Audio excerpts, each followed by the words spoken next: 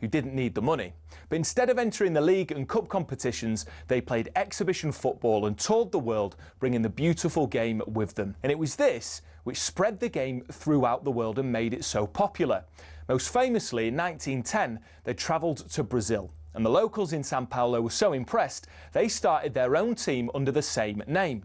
Yes, the same Corinthians who won the FIFA Club World Cup in 2021, one of the biggest football teams in Brazil. Now, they were global superstars, and despite not being professional, Corinthians drew in the crowds. Everybody wanted to play them, everybody wanted to watch them. So much so, they regularly played the winners of the FA Cup in what eventually became the Community Shield, winning most of the time. They actually inflicted Manchester United's worst defeat, 11-3, a record which still stands to this day. Now, fast forward to today, Corinthian casuals still don't pay their staff or players. The ethos of sportsmanship is still at the heart of everything that they do. And even though they're a side in the lower leagues, if you make the trip to King George's Field in Tolworth just off the A3, you'll most likely bump into Brazilian Corinthians fans who often make the pilgrimage across the globe just to watch their founding team play.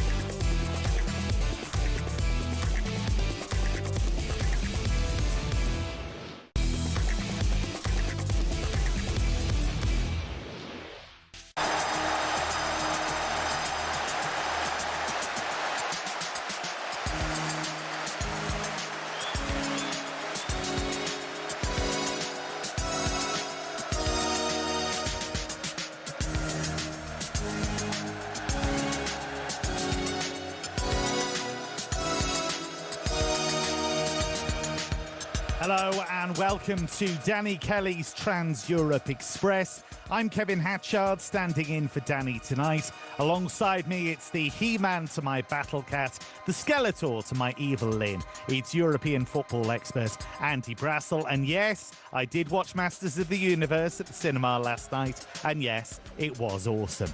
Tonight, it's a World Cup special. We'll look at the big hitters from Europe. We'll spend half an hour in the company of South American football superbrain Tim Vickery. It's been a crazy week at Real Madrid with presidential elections taking place today. We'll bring you the latest on those, and we'll see who's on the move in the transfer market and the managerial merry-go-round. The Trans-Europe Express has left the station, and you're all very welcome.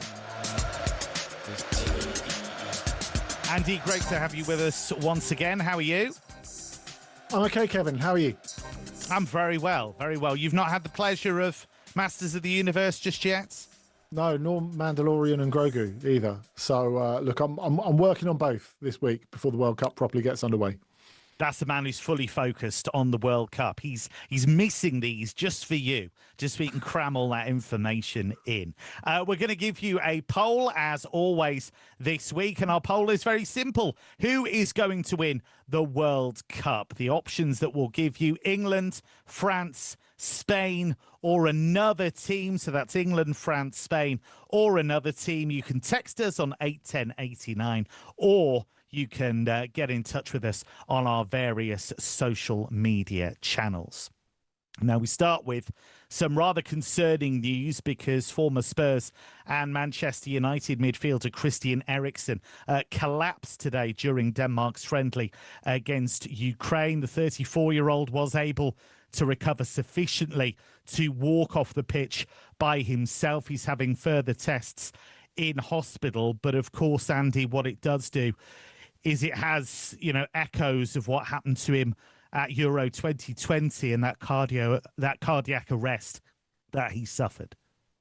Yeah, and that was clearly in the mind of all the players. What happened 5 years ago? Not at the same stadium. Denmark weren't playing against Ukraine in Parken in Copenhagen. They were playing in Odense at this time. But you could see from the reaction of the other players, some absolutely distraught Denmark players. They really feared the worst at that moment. So encouraging. Gently encouraging that he's been able to come off and has been responsive. That's the news we're getting from both Denmark and Wolfsburg at the moment. We'll see how this unfolds. Obviously, we wish him all the best. Wish his family all the best. His wife was there to accompany him off the field, which was lovely to see as well. But yeah, I think for a lot of people, it's brought back those bad memories of 2021. One of the most shocking things really we've seen at a major tournament, and something that's really lived with those players and everyone involved ever since. And of course, I suppose the important information for people, if they don't know, was that after he suffered that cardiac arrest at Euro 2020, he was fitted with a mini defibrillator in his heart. That meant, though, that he couldn't continue his career in Italy. And so he played in England for Brentford and for Manchester United, and has since gone to Wolfsburg. So, you know, that is an important part of that story, isn't it? Because he wasn't able to carry on in Italy because they do not allow the use of those devices in professional sport. No, that's right. And how keen Italian football has been on heart health down the years has really shaped the careers of a lot of players, not just Christian Eriksen. Of course, that led to Kanu moving on from Inter, if we go back, and formerly of Arsenal, of course, and Portsmouth and what have you. But the remarkable thing really in these 5 years is that Christian Eriksen has been able to play football at all, let alone that he's been able to play at such a high level in the meantime. Now, of course, our listeners know how closely you watch German football, Kev, and Eriksen really, when he became their captain in the closing weeks of the season, no one could have done more to keep them in the Bundesliga than him, really. He made a huge effort, and really, I think that says everything about him. Someone who's a star player and has been Denmark's star player for 15 years now, and was a star player at Spurs as well as been a star player in the Champions League, as well as for the national team, and as well as for some huge clubs. That whereas I think you could say other players at Wolfsburg were not ready for a relegation battle, he rolled his sleeves up and got on with it, and showed not just class but real grit and determination as well, which says everything you need to know about him. And somebody who was quite happy to step forward in difficult matches, not only on the pitch but off it. He would often talk after defeats, and he would front up in front of the cameras. He played a real leadership role for Wolfsburg, even though they did go down. So Christian Eriksen, conscious, having those tests in hospital. We wish him all the best. We'll keep you updated on that story if there are any developments this evening. But it is a World Cup special tonight. We are going to look at some of the big hitters in the tournament. And for the rest of this section, Andy, let's talk about England and Scotland. England, a really intriguing team, I think, because you've got this situation where Thomas Tuchel has taken over, which I think has fried the brains of some German fans still. They still can't quite compute that a German is in charge of the England team. And what Tuchel has done with his squad, with his team, shouldn't be a surprise to anyone who's watched his career develop, because this is a guy that's always been very single-minded, backs his decisions, backs himself to make the right calls at the right time. And if we disagree with his squad selections, he doesn't really care. Can I say, Kev, before we get Tim Vickery on, almost 2 hours before we get Tim Vickery on, he wouldn't have picked Neymar if he was Brazil coach, would he? I mean, he absolutely would not. That's the bottom line, you know. And I kind of like that. You know, I think the relationship between England and Thomas Tuchel, as we've said before, is purely transactional, isn't it? You turn up, you win, or that's it, really. You know, that's all that's needed from him. I say all that's needed, but, you know, his job is to take England over the line. And it's not about all the stuff that, you know, England fans and media have talked about in the past, and players have talked about in the past, about passion and heart on sleeve and all that sort of stuff. Just win. That's all that matters after all the progress that England have made in the time since World Cup 2018 and in all of the Gareth Southgate run. So look, I think the interesting thing is if we get away, we can't really get away from Tuchel's nationality, not because of the historic England-Germany rivalry, Kev, but again, we're going to go back to the Bundesliga here. The fact that the two most important players for England have got recent history, and in one case, current history in Germany, Harry Kane and Jude Bellingham, but only one of them might start when England get underway against Croatia in Dallas, which to me is a bit wild. Yeah, I would totally agree with that as well. Now, I suppose it shows just how well Morgan Rogers has done, actually, that's even a possibility, that Jude Bellingham, who is such a superstar and has achieved so much at such a young age, may not be in that 11 when they kick off their opening game. You mentioned Harry Kane there. Thomas Tuchel absolutely loves Harry Kane. He would definitely start Kane. You know, I think even if he lost form or even if there was some kind of issue, he is such a big fan of Kane's work. And I think it is worth reflecting on the fact that he scored 61 goals in all competitions for Bayern. It's also worth reflecting upon the fact that he looks sharp. He got that goal against New Zealand. I know that's not the be-all and end-all, but he looks sharp to me. And he's going into this tournament in better nick, maybe, than he's ever gone into a tournament for England. 100%, and certainly much better nick than he went in Euro 2024, which I think is huge.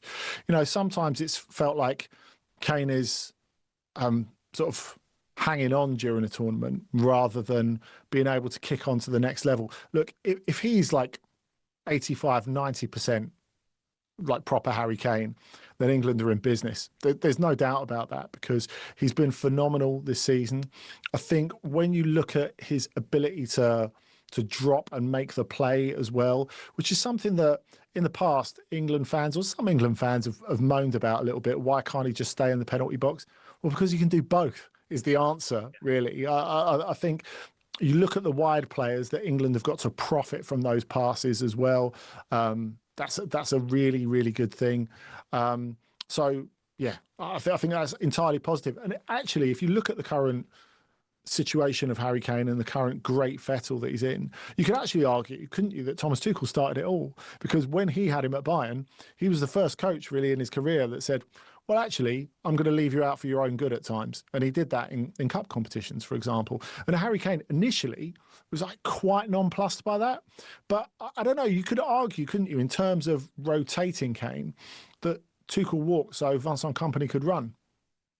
Yeah, I think he did lay that groundwork, and it was funny in a way because he left him out the DFB Pokal that season, and they ended up going out to third-tier opposition in Saarbrücken. And so Kane might turn around and say, well, I told you so. Told you I should have been playing. But I think you're absolutely right. And I think Kompany as well, he has an enormous amount of respect for him, Harry Kane, because, you know, he respects what Kompany's achieved in the game. And I think they've got quite a nice connection in terms of Kompany not having finished playing that long ago. I think they've still got quite a click. I want to talk about Scotland in this section as well, because Scotland had that win over Bolivia 4-0. It's not the be-all and end-all.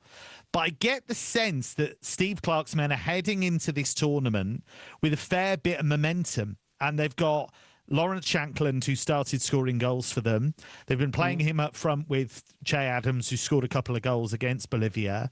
You've got Ben Gannon-Doak with real pace out wide. You've got one of the best box crashers around in Scott McTominay.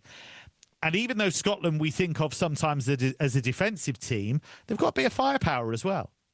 Yeah, they have, and they've got top-class players. You name some of them there. I think you add to McTominay, McGinn, Andy Robertson. there's no doubt in the quality that's in there. I mean, look, while we're on the Bundesliga tip, I had a big list of ask about Oliver Berg. I don't even think that's required anymore because, Shankland has had this incredible renaissance this season that took Hearts almost to the title and led to that move to Rangers. So, look, I think the structure of the fixtures is the issue, I think, for Scotland, because we know that they've got class players, because there's been disappointment from the supporters, certainly at Euro 2024, about how they played in the final tournament, even though getting there in the first place was an achievement. I think the fact they play Haiti first is a bit of an issue, because there's that sense that we have to win this one, bearing in mind what else is down the line. And that's an enormous amount of pressure to deal with, especially when Haiti are actually a pretty decent side. Yeah. Yeah, it's going to be an interesting challenge, that one. First up, and of course it is a tough group with Morocco and Brazil in it as well. You are listening to Trans Europe Express.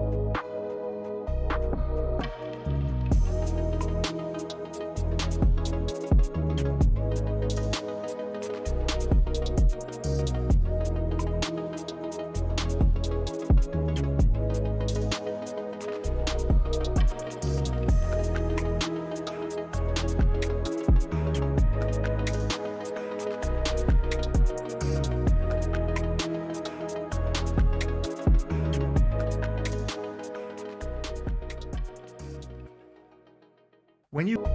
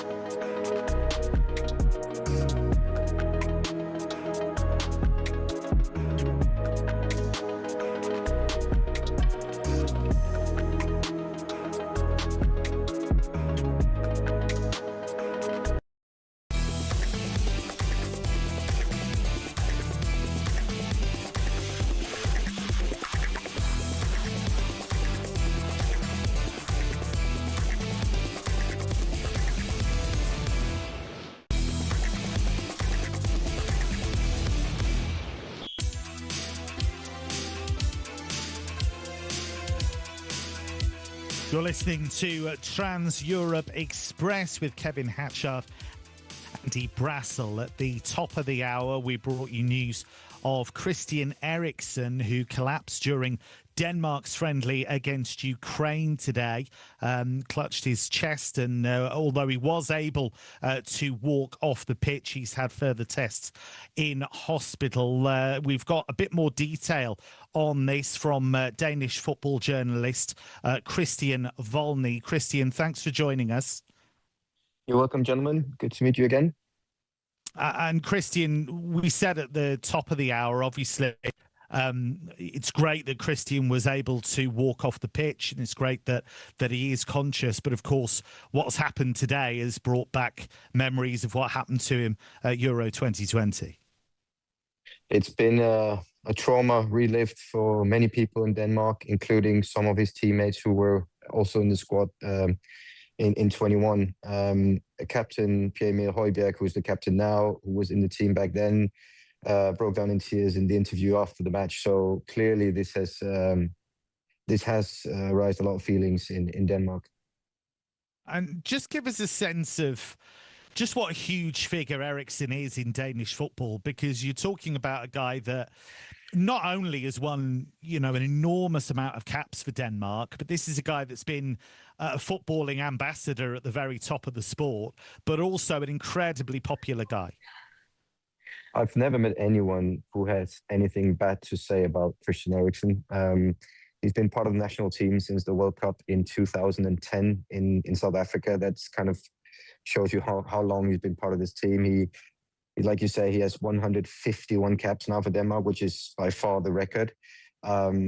Is a person that everyone respects and that could play for the Danish national team until I think he was 40 if he wanted to. But the incident today probably will be the end of that career, and it's a person that everyone through many generations can relate to. So big personality in Danish football.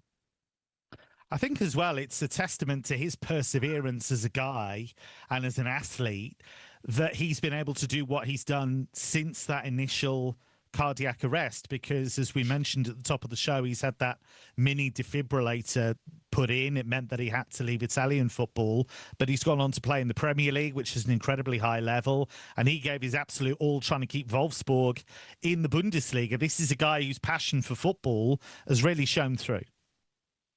Yeah, and that's also where the sadness in this comes in, because clearly he wanted to continue playing.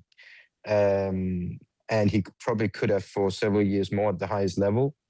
But at the same time, he knew when this happened in 21, he was told it can happen again. Risks are low, but the pacemaker, in case it happens, will save you. And that's what we saw today. That's why people in Denmark are both sad, but also relieved to say that he didn't physically die this time. He got up himself. He walked off the pitch.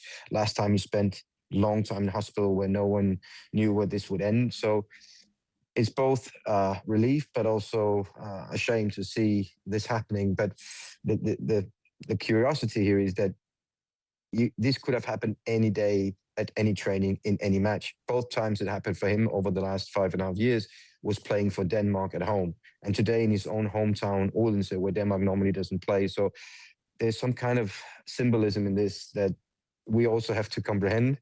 But it says a lot about him and his story that both times it was in the service for Denmark. And really, of course, the main thing is Christian Eriksen's health. Nothing more matters than that at the moment. But we kind of also have to say that the moment, really, you could see how much it moved the players on the pitch today, just as it moved everyone in 2021. And really, in Euro 2020, back 5 years ago, the reaction of the Denmark national team to that was absolutely extraordinary. And outside Euro 1992, it was one of their most memorable tournaments on the field. Yeah, but I was there with the team back then, and I can say the first 48 hours, people walking around like headless chickens and crying. The shock effect was massive, and getting over that shock, standing up together, knowing Christian was in the hospital, they didn't know how it was going to end. In some way, definitely helped them. There was a togetherness that we've never seen before. This time around, it's probably a bit different. A lot of the players have been changed, but it's hard for us to say what's going to happen now. What we do know is it's probably going to be without Christian Eriksen from now on. If this can be turned around into something positive, I don't know. But for Christian and his family, I think the most important thing is for this never to happen again. Yeah, that's well said. And of course, as Andy's already said, the health of the player and of the man is paramount. You've mentioned already what an incredible servant he's been for Denmark, and he does feel like in a team that's a strong team. And Andy mentioned what they did in the end at Euro 2020, or as it turned out, Euro 2021. He's going to be an incredibly tough man to replace at international level, isn't he? Especially for his leadership and his experience. As a player, the new coach have used him sometimes he's been on the bench. But as a leader, as a player, it's impossible to replace him. You can talk about Peter Schmeichel, the Laudrup brothers. There's a lot of big Danish names that have gone through this team in history. But as the coach said a month ago, Christian Eriksen is probably the biggest if you consider how many matches he played, how decisive he's been, how loyal he's been. So as a leader, it's going to be impossible to replace him short term, definitely. So what has been the reaction amongst the Danish journalists out where you are? Because you're out in the already, aren't you? Yeah, but there's a mixed reaction. Some of them are relieved to see that he walked off the pitch. We all remember how it looked like 5 years ago. And then some of them already started to say, did they cross the line in the interviews after the match? Was it pushed too much with feelings? People were crying. So people are discussing now how this was actually handled more than the fact that it happened. Because the fact that it happened, we all knew it could happen. And we're relieved to see when it happened that the pacemaker worked. But the aftermath, I think, will be discussed a lot. How do you actually treat something like this? Should you have asked all these questions? Should you have just left it in peace and let the family gather around? This is something there's no manual for, and this is the second time it happens for Denmark, and there's still obviously a trauma that wasn't really put asleep back then, that's coming forward now. An incredibly difficult situation, and all our love goes to Christian Eriksen. We hope that he makes a swift recovery, and as we say, great that he was able to walk off the field today and is conscious, and we'll keep you updated with this story as it progresses. Christian Volney, thanks so much for joining us to give us those details. All the best. Thanks there to Danish football journalist Christian Volney. You're listening to Trans Europe Express.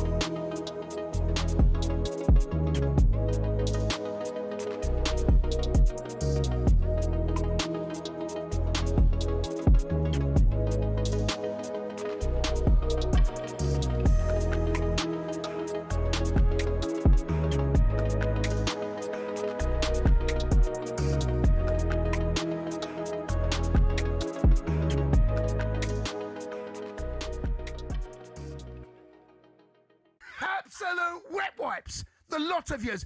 Absolute wet wipes. Wow. Oh, he wore a PSG top. Oh, he jumped around. Wow. Do you know what? If it happened again tomorrow, I would do it again tomorrow. Wow. Up the Chelsea. Here we go. There she There she is. Look at that. Wow. Look at that bad boy. He took it too far, Dino. He took it too far. He took it too far. Up the PSG. Up the PSG.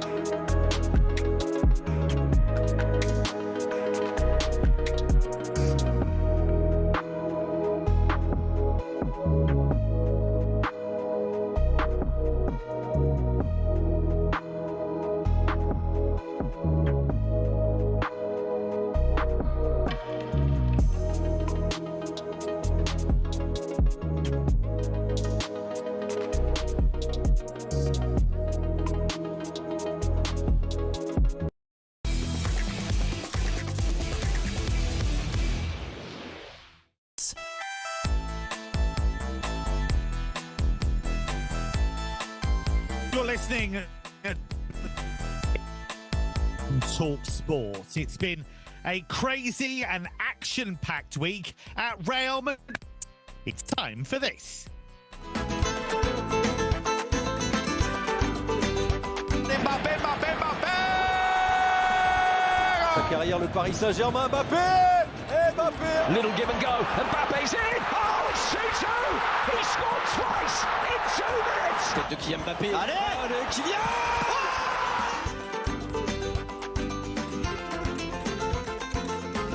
Yes, indeed, it is Mbappe watch. And Andy, intriguing week at Real Madrid, not least because we've had the elections, the presidential elections between Enrique Riquelme, the challenger, and Florentino Perez, who, of course, is the incumbent. The votes were today.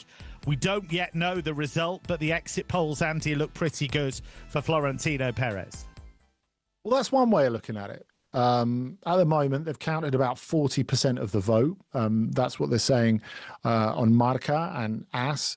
And with that, Florentino Perez has 70% of the vote. Having said that, in a field where he's normally totally unopposed, when the challenger has had far less media clout to back him, when he's only had a couple of weeks' notice, really, since the election was called, to actually frame his candidacy and to promote himself, you could argue, I think if Florentino ends up with anything less than 80%, really, you could argue that it's a bit of a protest vote in something that for 2 decades has been a one-candidate election. For someone to come in from nowhere and win a third of the vote, that talks to me about a divided membership. That's what it says, really. And that's with Florentino Perez having all the history he has, all the clout he has, pulling out all the stops, pulling out press conferences, attacking the other candidate in public, announcing all the signings he's going to make, dropping the video about Jose Mourinho signing this week. Of course, a signing as coach that can only be confirmed once Florentino Perez is re-elected as Real Madrid president, which we're sure he will be. Look, the fact is, Florentino Perez has had a rough couple of weeks, had a rough couple of months, and this is not going to finish that, I don't think. And this, therefore, is a self-inflicted wound, isn't it? Because this was something he called. He had that random press conference, and we wondered, is he going to step down? What's this going to be about? And in the end, he talked about all kinds of things, a bit of sexism thrown in there to boot. Yes. And this was clearly upsetting him, the idea that there might be a challenger, that there were whispers against him, and this was meant to be some kind of flex to underline the strength of his position. Yeah, it was. And I think the interesting thing is, if we go back to the start of the week and look at Enrique Riquelme's attempts, and in some ways quite Perez-esque attempts to get people on side, to say that he was going to sign Erling Haaland and Rodri, and if that didn't happen, he was president and that didn't happen, he would pay for members' season tickets, which is quite a big financial undertaking, I think it's fair to say. Although, obviously, you have to put down a monster deposit to be a candidate for Real Madrid president in the first place. But so presumably he has a bit of backing. But, you know, even if these were not really that founded, I mean, he produced this piece of paper, not to say that he had an agreement with Erling Haaland, but to say that he promised to go after him, which is somewhat, yeah, it's underwhelming, I think it's fair to say. But, you know, I think that really recalled Florentino Perez going after Luis Figo. Now, that, of course, was different because he had an agreement with Luis Figo's agent. That was something that absolutely upended the world of football. But it's quite interesting when you go back 26 years, when Florentino Perez, by the way, was in a similar situation to Riquelme. He was the second favourite. Real Madrid had just won the Champions League under his predecessor, Lorenzo Sanz, and he was the huge favourite to get voted in again. And then Figo happened, and that changed absolutely everything. It changed the destiny of Real Madrid. It changed the destiny of modern football. But really, for Florentino Perez to come out after that and sort of counterattack with, well, if you vote me in, I'm going to make a bid for someone who's a big star, who's not in the Premier League, who's on a Cristiano sort of level. And of course, he went through the fact that it wasn't going to be Michael Olise. Some people think he's fibbing, and that it is Michael Olise. But anyway, it was so different to me to 26 years ago, because then there was actually something done with Figo. This time you're saying, I'm going to make a bid for a player. Like, what does that even mean? Like, you know, I can be AFC Wimbledon and make a bid for Harry Kane. It doesn't mean it's going to be accepted, does it? So that's really interesting, because you're absolutely right, because the whole Figo thing was that Figo was a bit squeamish about going from Barcelona to Real Madrid. The agent was certainly not squeamish. And before Figo knew it, he was playing an El Clasico, having a pig's head thrown at him. So that's how quickly these things can change. But if it is Michael Olise who's the target, then I just wonder if Perez has bitten off a bit more than he can chew, because this won't just be about money for Bayern. This will be about saving face. This will be about the strength of the word of Hoeneß, of Rummenigge, of Abel, of all of the big hitters, Drazen, all of the big hitters at Bayern, because they have said publicly 200 million euro would not be enough, let alone 150. And so this seems like an almost impossible deal to do if Real Madrid do go for Olise.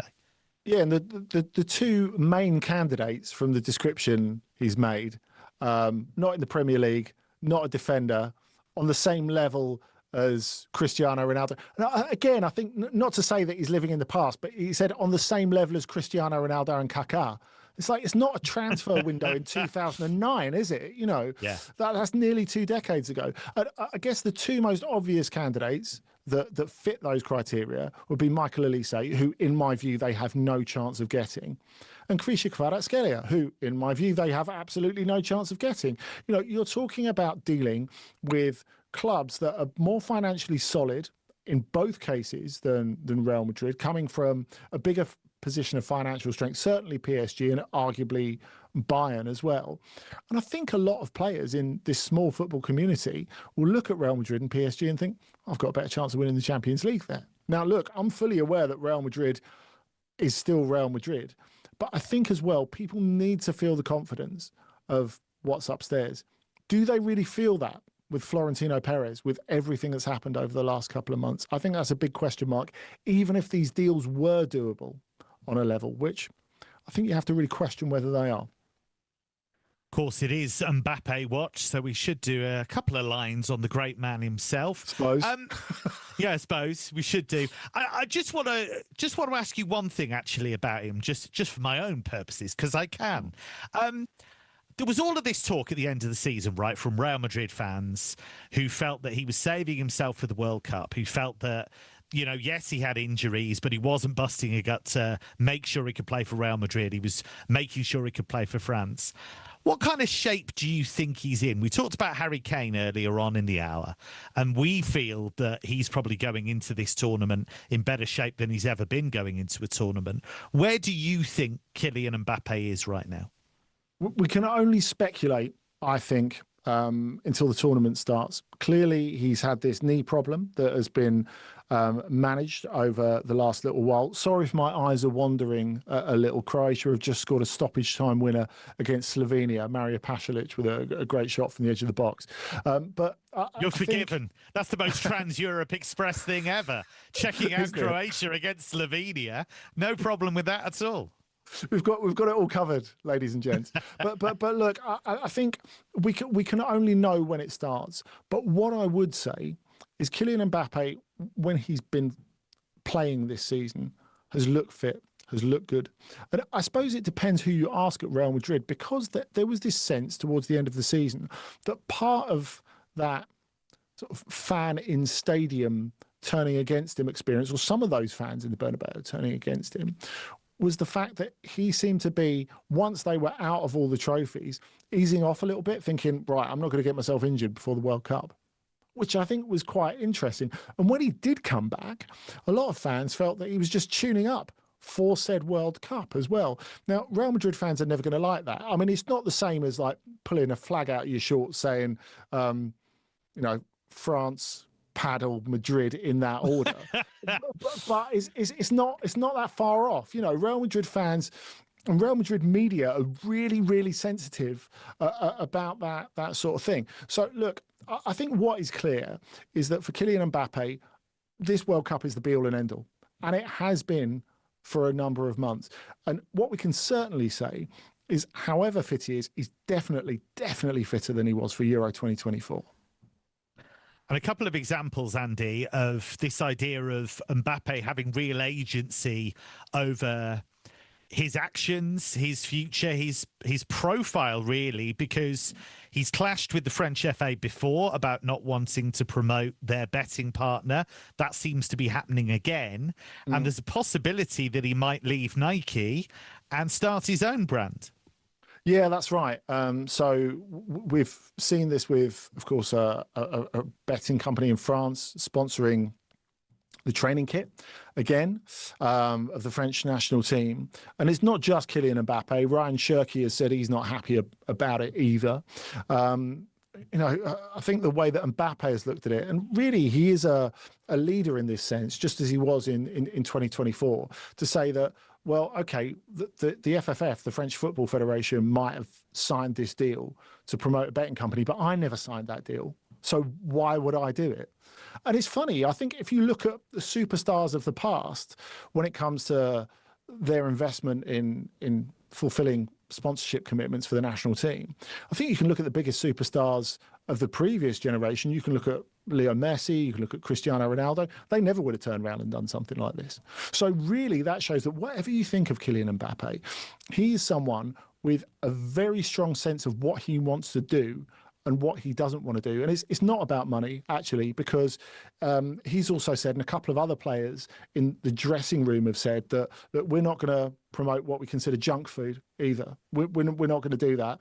And it was interesting. There was a quote from Mbappe's lawyer, and really it's his mum and his lawyer that call the shots in terms of managing his career, fulfilling his wishes where he has the final word, rather than, there's no question of manipulation or anything like that. But his lawyer said, look, a lot of these guys come from areas where a lot of problems are caused by these sponsors. And, therefore, like, these players shouldn't be asked to do that. And these players won't do that, which I think is really, really interesting. And obviously that could really shake up future sponsorships for all sorts of national teams going forward, because we know what small community these elite football players operate in. The boot thing is quite interesting, because Nike seem to think his deal's up for renewal. They think it's 50-50 whether they'll get him again, which is not a particularly optimistic projection for someone they've had a close relationship with for a very long time, since he was a kid, since he was a minor. He's speaking to a brand apparently that doesn't currently make football boots. So whether that's a fashion brand or whatever, we don't know, but that he might want to create a little bit like Michael Jordan did all those years ago, his own little offshoot. And we've seen, going back and talking about other French players, and they're really taking leadership of their careers. We saw that with Antoine Griezmann, who backed away from Puma to go with Decathlon, who are, of course, an all-sports brand, a French all-sports brand, a while back. So this wouldn't be completely unprecedented. Yeah, I can see him rocking up in gold Balenciagas before you know it. So therefore we'll match, of course, because, of course, that's what I wear every single day. Plenty more to come on Trans-Europe Express.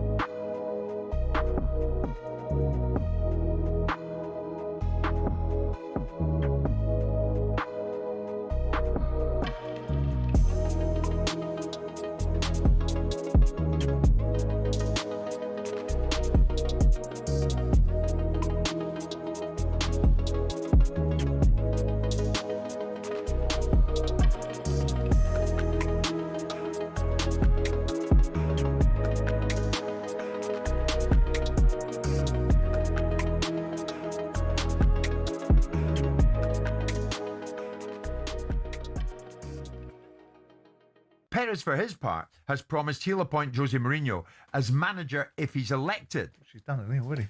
Well, that's what he wants to do, but he's got to get elected to make it official. Riquelme, meantime, for his part, is saying no to Mourinho. He's promised to make Madrid legend Raúl his sporting director and will not appoint Mourinho. He says, if I win the elections, I will bring to Real Madrid a superstar manager, the biggest manager you can imagine. Jose Mourinho is not that manager. He promised also, and this is where it gets interesting, to sign Manchester City midfielder Rodri, as well as Erling Haaland.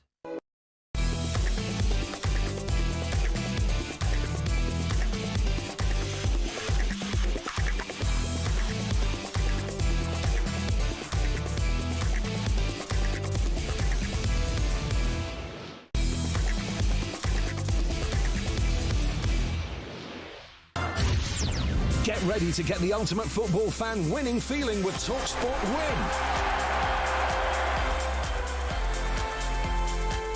The FIFA World Cup kicks off on Thursday, and talkSPORT could be sending you and a mate straight to New York to see England live with Adidas, the tournament's official match ball supplier.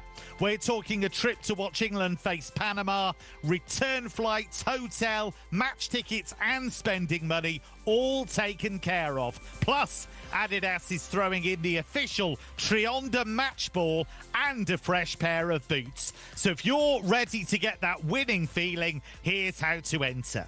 For your chance to win, head to talksportwin.com or text WIN to 83338. Text and online entries cost £2.50 plus your standard network rate, or call 0343 418 7260. Entries must be in by 4 p.m. on June the 12th. That's when you'll need to answer your phone if it rings. 18 plus, UK residents only. This is a talkSPORT promotion. Full T's and C's at talksportwin.com. So for your chance to win, text WIN to 83338 now. So Andy, we're going to wrap up the hour with a little on the move section, because there's lots of talk about the transfer market, of course, but there's also lots of talk with managers moving between clubs. We're going to talk managers in a moment, but you want to start with a couple of wingers, because Yan Diomande, who I think has been absolutely outstanding for RB Leipzig this season, he keeps being linked with the move to Liverpool, but also you've got Rafael Leao, who's leaving Milan, and you would think Premier League clubs will be watching him with great interest.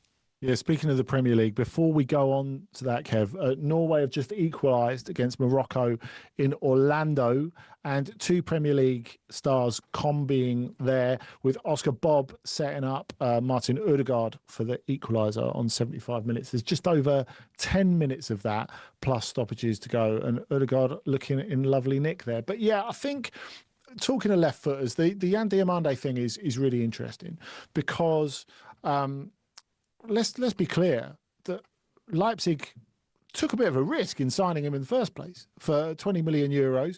He had limited first team experience.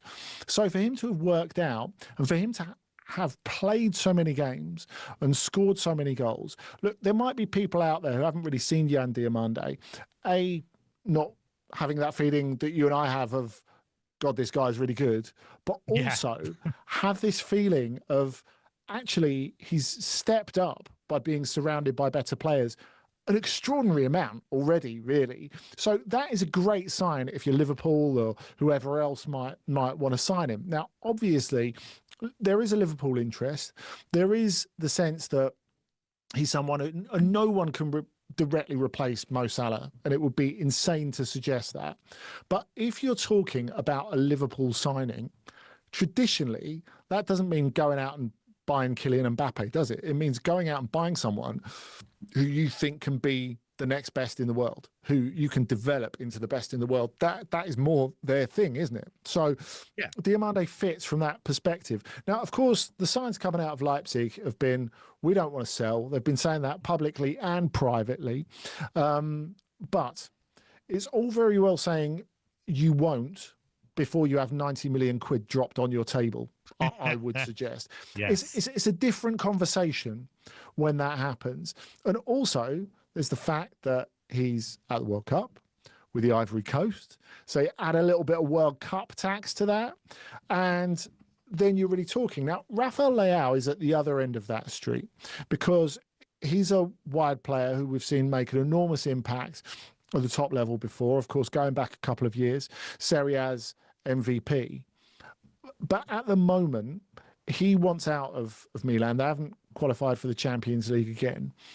And they've got a bit of a problem because when he signed his last contract, it was a €175 million buyout clause. They won't get half of that for him, especially as he said, I'm not interested in a move to Saudi. Again, privately and publicly.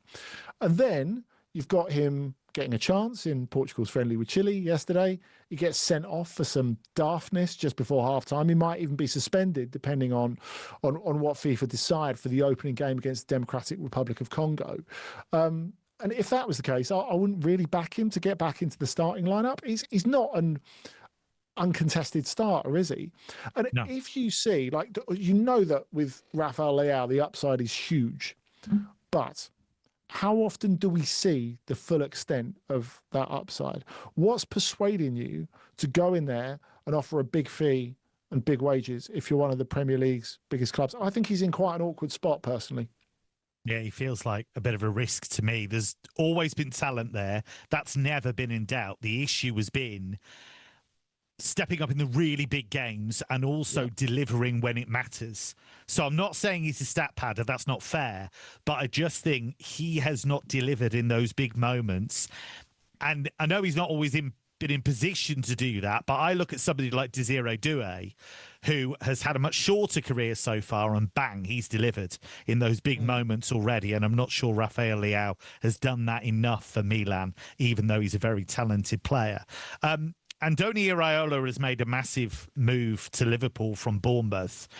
That's really interesting in of itself, Andy, because I think he's going to bring maybe what a lot of Liverpool fans want, which is that energy, that industry, that work without the ball, that intensity.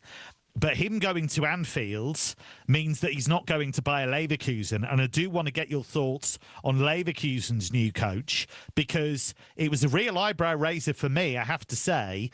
And like Vincent Kompany going to Bayern when he was not on page one of the options, it feels like Leverkusen's new man definitely wasn't on page one of theirs. Yeah, it's a bit like going shopping on Sunday night, really, isn't it? You know, you get what you get.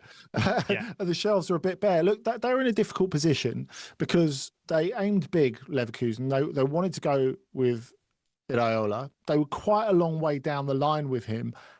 And then Slot got fired and Liverpool went in. And at that point, you're kind of in trouble. Now, they'd already burned one of their other options by that point, hadn't they? Because they were talking to Felipe Luis, who I personally think will do pretty well in the European game. Obviously, already a winner of several trophies for Flamengo. Wasn't fired for sporting reasons. Copa Libertadores winner. Brilliant English, so he can succeed in an international dressing room as well. So, the problem was with Felipe Luis, who was also on the Leverkusen list. I think he would have said yes to Leverkusen, but he was aware that they were going for Iraola and they had him as a backup. So in the end, he said yes to Monaco, so he didn't get stuck without anything. So Leverkusen's lost, very much Monaco's gain. But Carlos Martinez Nove, I think, is really interesting.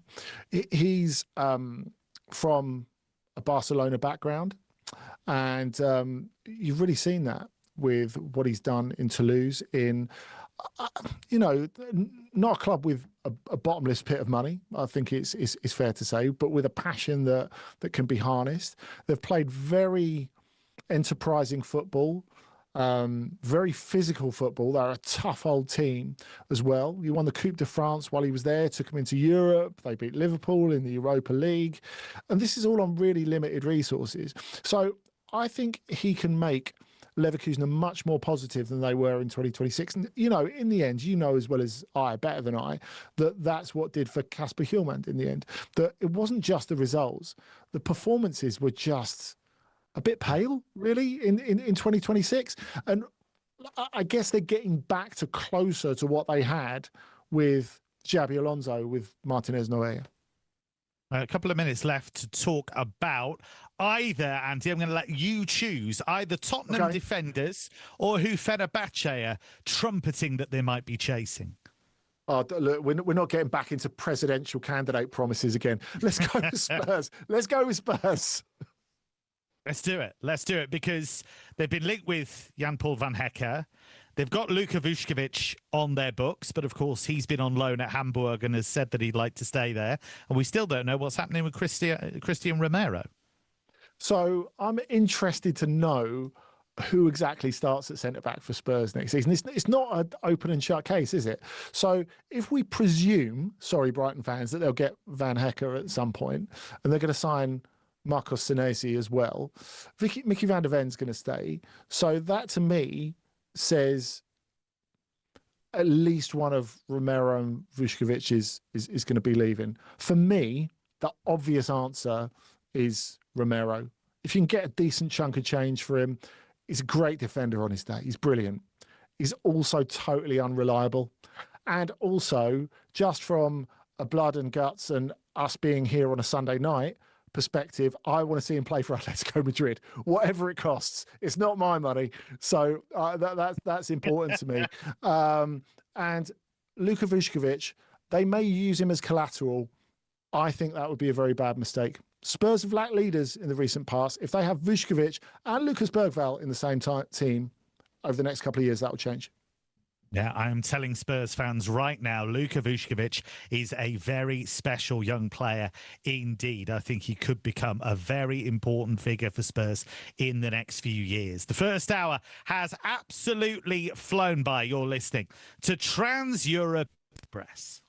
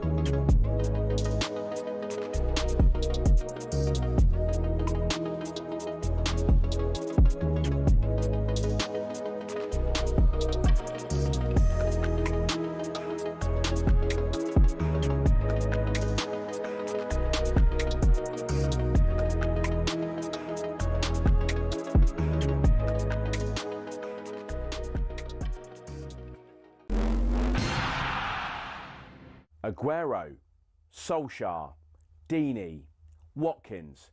Sure, you know all about those last-minute goals, but have you heard the one about the on-loan goalkeeper who saved his temporary employers from disappearing out the Football League and into almost certain financial oblivion?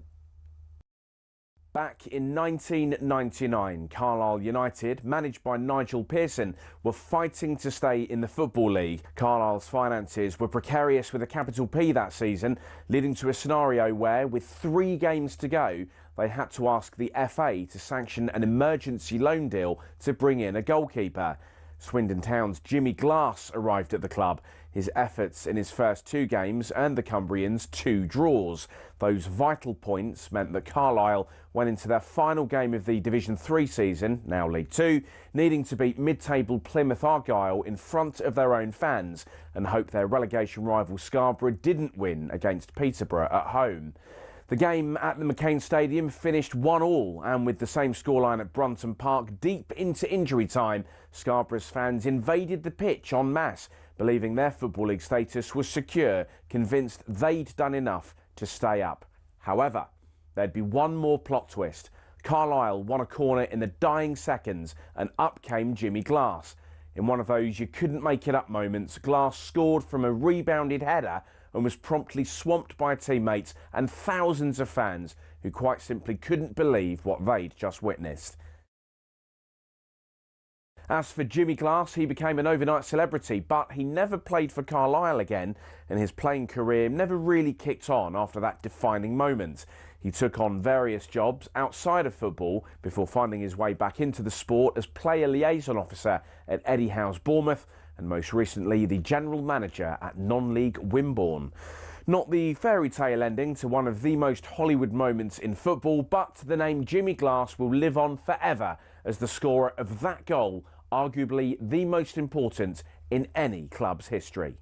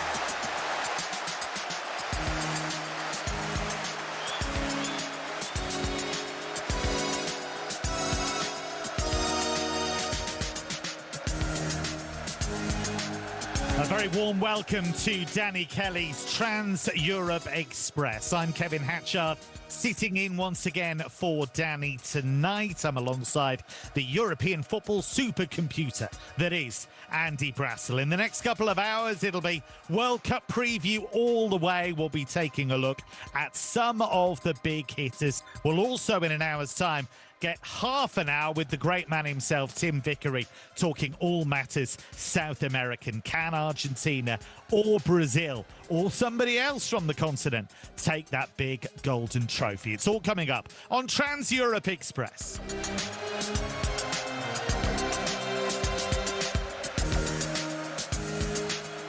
So, Andy, we'll take a look at the chances of France and Spain in the next quarter of an hour or so. Let's start with Les Bleus, because I am fascinated by them, because Didier Deschamps, we know, is ending his reign as the France coach. Zinedine Zidane somewhere clenching his fist with delight, no doubt, although that hasn't been officially confirmed just yet that he's taking over. But you look at Deschamps' record. He's been to the final of Euros. I know that didn't work out, thanks to Ed Air and company. Cristiano Ronaldo being the assistant coach to Fernando Santos, you may remember. They've got to 2 World Cup finals and won one of them. Whatever you think of Deschamps' football, whatever you think of his approach, this is a guy that knows how to tiptoe his way through a tournament. Yes, but I think there's a real question if France don't win this World Cup over what his legacy actually is. Look, he's been in charge for the best part of a decade and a half. And for a lot of that period, he has had the best squad in world football to choose from. And I don't think there's really an argument there. He's left out scores of players who would walk into other international teams, into their first 11s, and good international teams as well.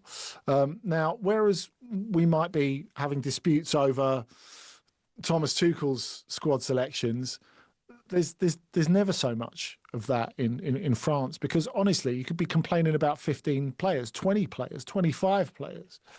And so if we get to the end of this and the final reckoning is a World Cup and a Nations League, is that enough? I mean, what do you think? Yeah, I think it's a really interesting one, because there's no doubt that he's had incredible players at his disposal.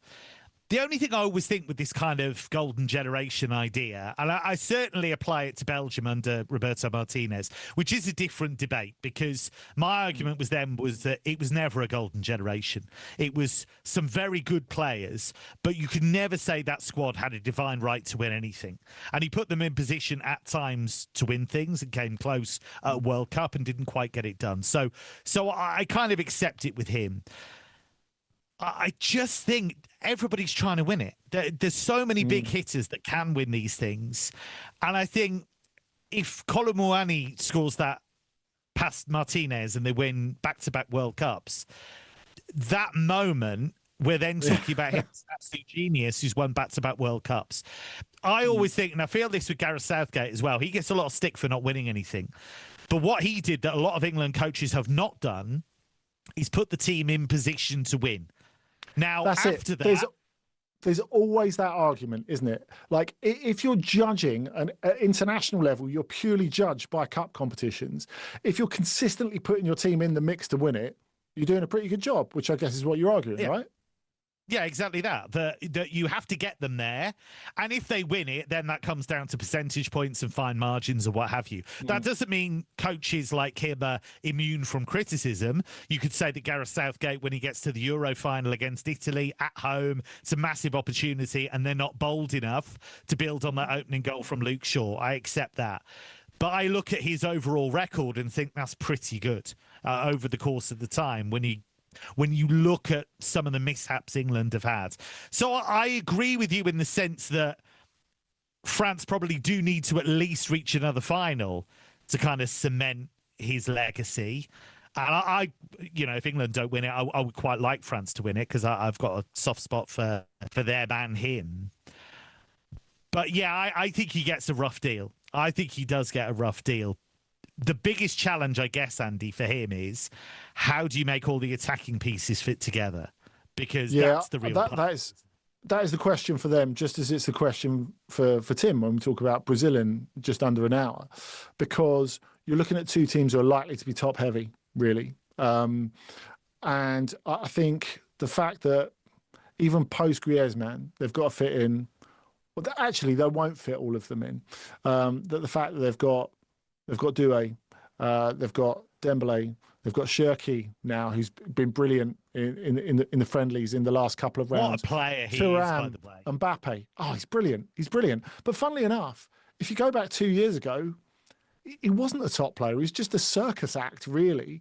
And what he's done in terms of knuckling down and making himself like one of the best players in the world in the last year is testament to the coaches that have had him in Pierre Sage and Pep Guardiola, but also it's a testament to how seriously Cherki's taken it and how he's knuckled down without losing anything of what makes him so special, which is like a really, really difficult balance to hit. So super impressive.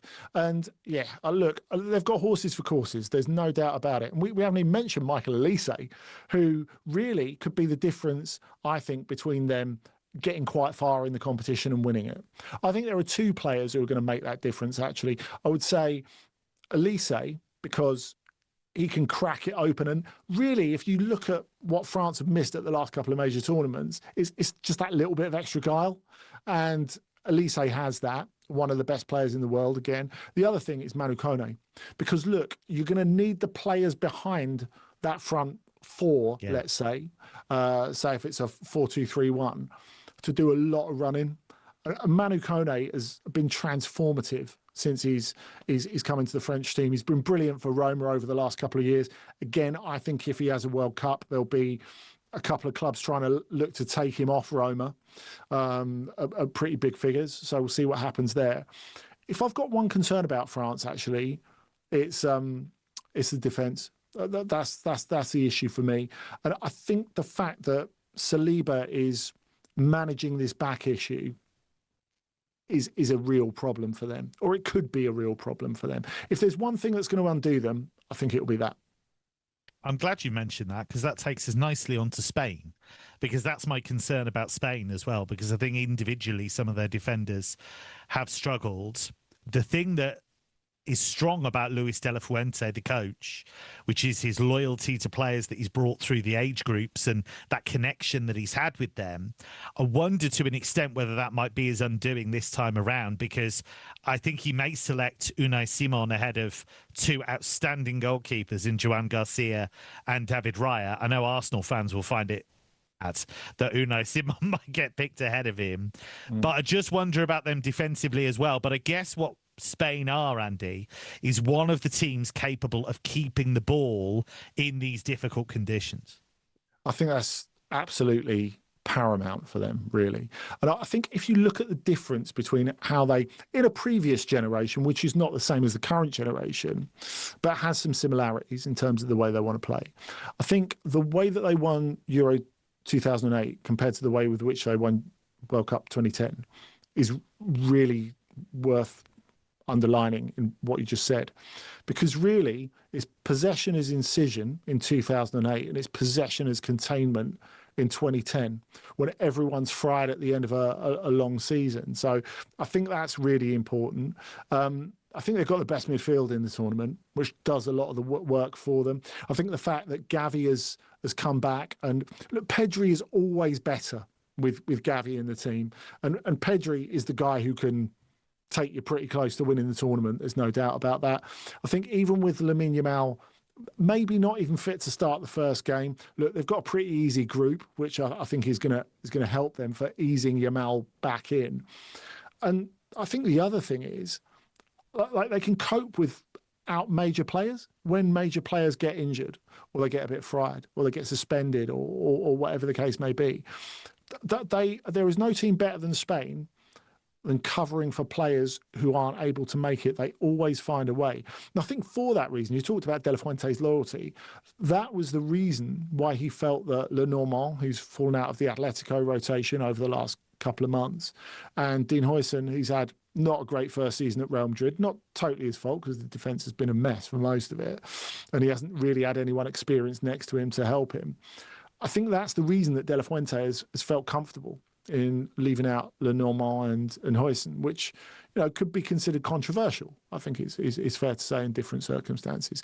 But look, I like you. I think the goalkeeper thing is a bit of an issue. And the fact that Unai Simon, who's outstanding on his day, by the way, he's got a rick in him. And there will be one at some point in this World Cup. There definitely will be one. The only question is whether it will cost them. And I guess the other thing is with Raya and Joan Garcia, who would both deserve to start, is that they'll probably get into midfield for like 35 of the teams of this World Cup, but not for Spain.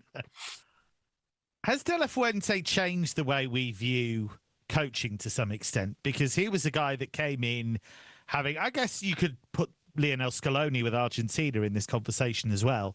Guys who didn't have a big track record at club level, guys who've come through the pathway like Gareth Southgate did for England. It's very Southgatey. Yeah, it is. And Southgate, you know, you look at his record for England, and yes, he didn't win anything, as we said, but put them in position time and time again. Has that changed it a little bit in that you can come up through the system, through your FA, and deliver at these major tournaments? Yeah, I think it has to. And I think if you look at the success of some of these guys, it's really important to underline that now more than ever, international coaching and club coaching, they don't have anything to do with each other at all, really. You know, it's such a different job. And I think, really, if we're coming around to the idea that you need a specialist international coach to take an international team, to me, that seems obvious. And I guess if you're projecting it, if you're extrapolating it and looking at world football, someone like Hervé Renard is quite a good example of that, isn't he? Yes. Someone who has done some stuff at club level, but someone who basically is an international coach. And, you know, I think it's not so much, once you get to that point, elite coaching, it's elite management of personalities, it's elite communication, even more than at the club game. You know, I don't think being a tactical genius is the be all and end all. Obviously, some sort of a plan is nice. I mean, I'm not saying we should all do I'm not saying we should all do Diego Maradona, God rest him, like 4 centre backs in a back four necessarily. But look, I think you've got so little time with the players to get across direct messages and make sure you have a camp where everyone's happy, everyone feels involved. You don't have players on the periphery of it who aren't involved and are sulking and unhappy, which is a massive danger of these tournaments when everyone's cooped up for 4, 5, 6 weeks. I think that's a huge part of the battle. Yeah, I think coaches are more aware of that than they ever have been, actually. Yeah. Those squad dynamics, that chemistry, so important if you want to try and win a tournament. Coming up after the break, we're going to talk about Germany and the Netherlands right here on Trans-Europe Express.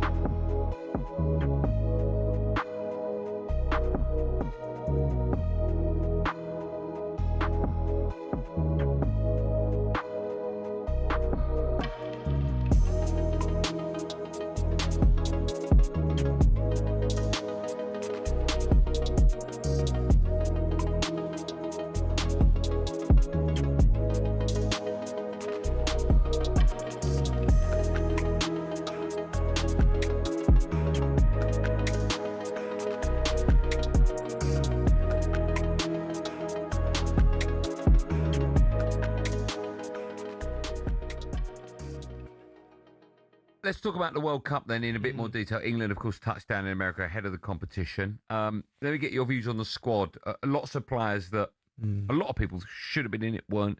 Cole Palmer, Phil Foden, Gibbs White, Adam Wharton, Trent, of course, Harry Maguire being another one. What have you made of the squad and the players that aren't going? All of them players are the real technicians. Adam Wharton, Foden, Cole Palmer, Trent. And Trent. So my opinion personally is the majority of them players should have gone, because I think that holding the ball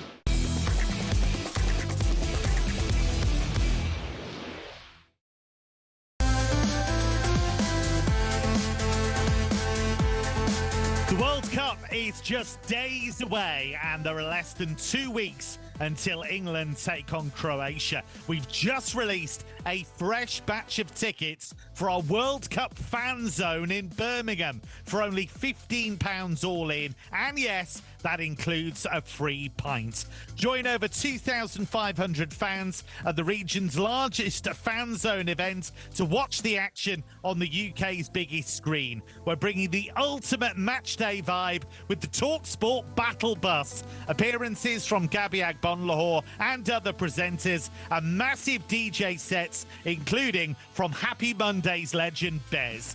Head to talksport.com/fanzone right now. Do not miss out. That's talksport.com/fanzone.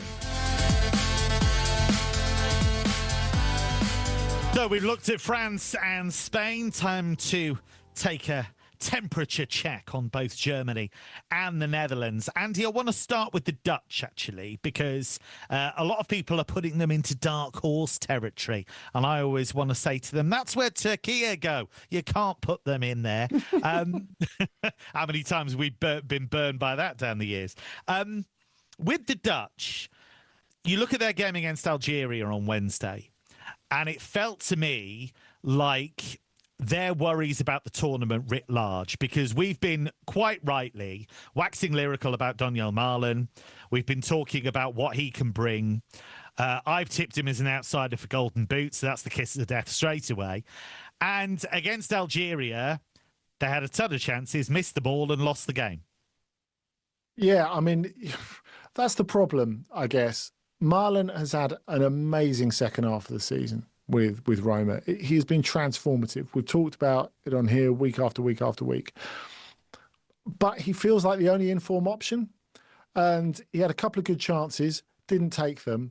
And after that, where are the goals coming from? And I think what is the problem as well for the Netherlands? I just don't really believe in the depth of this squad. I think you're looking at so many players, so many forward players are out of nick.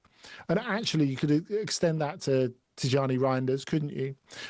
Who didn't play as much as he did at the start of the season in the last couple of months with Manchester City. Cody Gakpo's had his difficulties in the last little while as well. And then you have the fact that the optics of it, I think. The fact that at the press conference where Ronald Koeman, announcing his squad, was asked, why did you pick Wout Weghorst when you've got a guy who's got double figures in the Premier League this season? And he answered, who's that?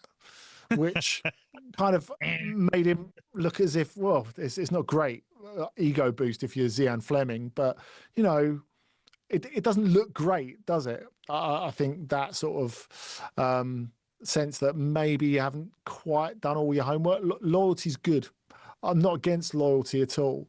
But I think when you've got so many players as out of nick as the Netherlands have, that's the issue. And I think that was the problem against Algeria. And look, we don't want to read too much into these friendlies, but the way they got picked off and the fact that it was Anis Hadji Moussa, who plays his club football at Feyenoord, to score the winner on his home ground with a brilliant goal, by the way, sort of underlined the issues that the Netherlands have got. Also, like, Danny has been banging the drum on here for years, and quite rightly, saying that if you added the Netherlands defence to any contender, you know, it maybe makes them a winner. But do we feel Virgil van Dijk is quite there at the moment? And how do we feel that Mickey van der Ven is after the season he's had? You know, it's been a really, really tough season. Look, anyone coming out of Spurs, I think, wants to go on holiday and deserves to go on holiday, really, after everything that emotionally they've been through, to relift themselves after that. I'm not having the Dutch for this tournament, I'm afraid. Yeah, I think you're right in terms of there's individual questions to ask about a lot of those defenders. I mean, Jurrien Timbers missed months of the season. I know he came back right at the end, but he was out for months, so you don't know how he is physically. Mickey van der Ven's had to run himself ragged to try and keep Spurs up. Virgil van Dijk played way more than you could reasonably have expected because Giovanni Leone was injured. Joe Gomez had injury problems and they just didn't have enough cover, and Liverpool were never really in a position where they could afford to do without him. So I think there are big questions there. Just on Dutch football, by the way, just quick tangent, Andy, but a story that's broken today that Robin van Persie's been sacked by Feyenoord. Just, are you surprised by that? Did they not really make the progress expected? No, I'm not even slightly surprised by that. And he was hanging on by his fingernails for the second half of the season, for a lot of the second half of the season. They did make it into the Champions League in the end, which was the big thing for them, making sure they finished in second place. But a lot of that felt like the shortcomings of Ajax. There's been a lot of unhappiness between Van Persie, the club's fans, some of the players, some of the board members as well. So there could be some change upstairs at Feyenoord. So they felt they got away with the bare minimum this season. And they just feel that really a lot of people at the club feel he's quite abrasive. So that's been a big issue for them as well. I think a clean slate is probably in order for all. So that brings us to Germany. And Andy, I'm really intrigued by them because my feeling about them is that they could be absolutely anything in this tournament. They could be phenomenal. That front four, you could have Havertz, who's looked sharp, thought he looked good against the US. You've got Wirtz, you've got Musiala. Lennart Kyle really sadly is going to be injured. That's a real shame, but it brings Leroy Sané to the table, and he looked good against the US. Joshua Kimmich, I think, is a slight concern because I worry about defenders taking him on one-on-one. I know that he moves into midfield and makes the extra man, and there's an offensive benefit there, but I worry about him defensively. So this could either be one of the recent Germany blow-ups in the group stage, or they could have a really deep run if they click. They've got a group that there's no way they can't qualify. You know, I don't think that's really a question. Obviously, come back next week after the opening game against Curacao, and then we'll have another chat about that, because that would be a German World Cup slip up to beat them all. I think it's fair to say. The thing that I'm most concerned about, more than their defence, more than any aspect of the playing squad, is Julian Nagelsmann. I think the way that he's managed the whole goalkeeper situation has been really poor. And he needs to be able to manage the camp better than that. Just to remind people who are unaware, Oliver Baumann has been the first choice for a while of Hoffenheim. Nagelsmann and the DFB are speaking to Neuer for a number of months. Then it comes out right towards the end of the season that Neuer's coming back. He's coming back as number one. This is put to Baumann after one of Hoffenheim's games, and he was like, well, as far as I'm aware, I'm still the first choice, because no one's told him. And then on top of that, you've got the fact that he might have to start anyway because Neuer's got his calf injury. So it's just such a mess. And actually, Nagelsmann talked about it after that game in the US, the friendly yesterday that you talked about, Kev. And it was interesting for two reasons. One, because Baumann had a great game, by the way. Yes. And the US were good in that, I thought. They're really good, and they've been excellent in the last two friendlies. So maybe they're coming to the boil. We'll talk about them later. But the way that Nagelsmann framed it, he said, yeah, if it was me, if I was Baumann, I probably wouldn't have spoken to me for the last 2 weeks. It's like, it's fine to think that. Maybe don't say it. You know, everything that Nagelsmann does, it's just like, don't you maybe practice it in front of the mirror before you come out of your room? Yeah, I think you're absolutely right. I like him. I've always been a fan since he came through at Hoffenheim at 28, the youngest coach in Bundesliga history. You thought, wow, this is a special guy. He's clearly a very intelligent coach. I'm sure you have as well. We've spoken to loads of people who've worked with him, loads of people who've been assistant coaches of his, players of his, and they all kind of coalesce around the idea that tactically he's great. Yeah. But the irony is he was a guy that always spoke about coaching being 30% tactics, 70% social competence. And he's like Sideshow Bob stepping on the rakes. Every 2 seconds, it's like boing, straight into him. You know what, Kev? It reminds me of that Pele Viagra advert. It's like, you know, social competence is really important for other coaches. I don't need it myself. But if I did need it, I'd use it, you know. Yeah. It's just... he gets himself into these ridiculous situations. So Dennis Undav, he'd spoken out of turn about him. He's a part of his squad, Stuttgart striker, who I absolutely love. I think he's brilliant. Same. But he'd been fairly derogatory about him publicly. And it took Nagelsmann's partner to actually say to him, mate, you've made a real mess of this. You're going to have to go back and apologise. And that's absolutely what he did. So I agree with you. I think at a World Cup where tactically he's going to be fine, it's going to be his leadership, I think, and it's going to be him being the public face of the campaign that is going to be important, because if we're talking about percentage points, that kind of thing is going to matter. It's huge. It's absolutely huge. He has absolutely got to get this right. And you know what? A lot rests on those senior players. On the pitch, though, Kev, for me, the important thing is, are Wirtz and Musiala as good as they were in 2024? If they are, then Germany can go deep into the competition. But without Wirtz and Musiala being at their best, I'm thinking no. Yeah, I take that point, because Musiala, I think, is still finding his way, because, of course, he missed over half the season with that horrific leg injury that he suffered at the Club World Cup against PSG.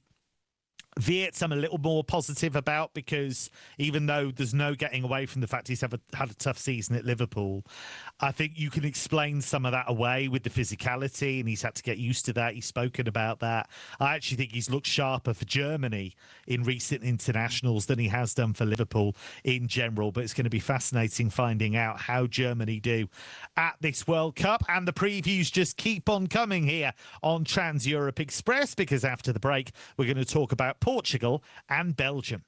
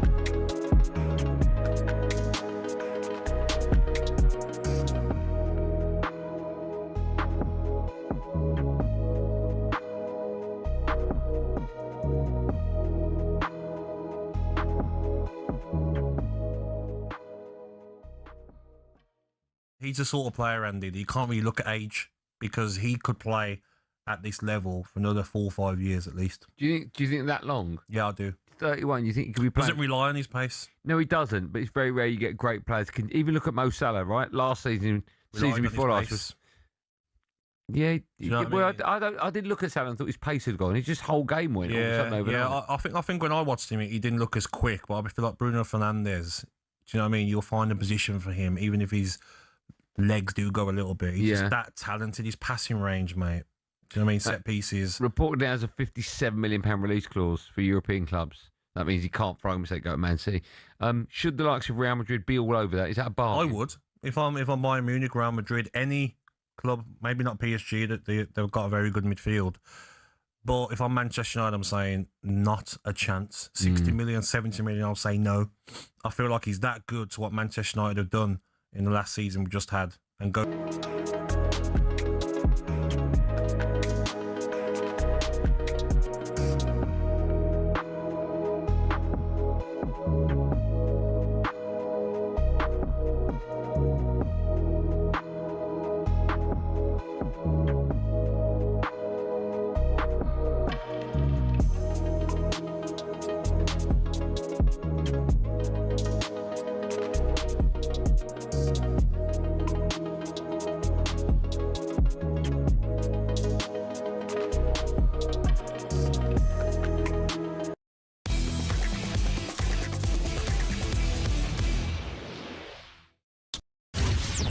Get ready to get the ultimate football fan winning feeling with talkSPORT Win.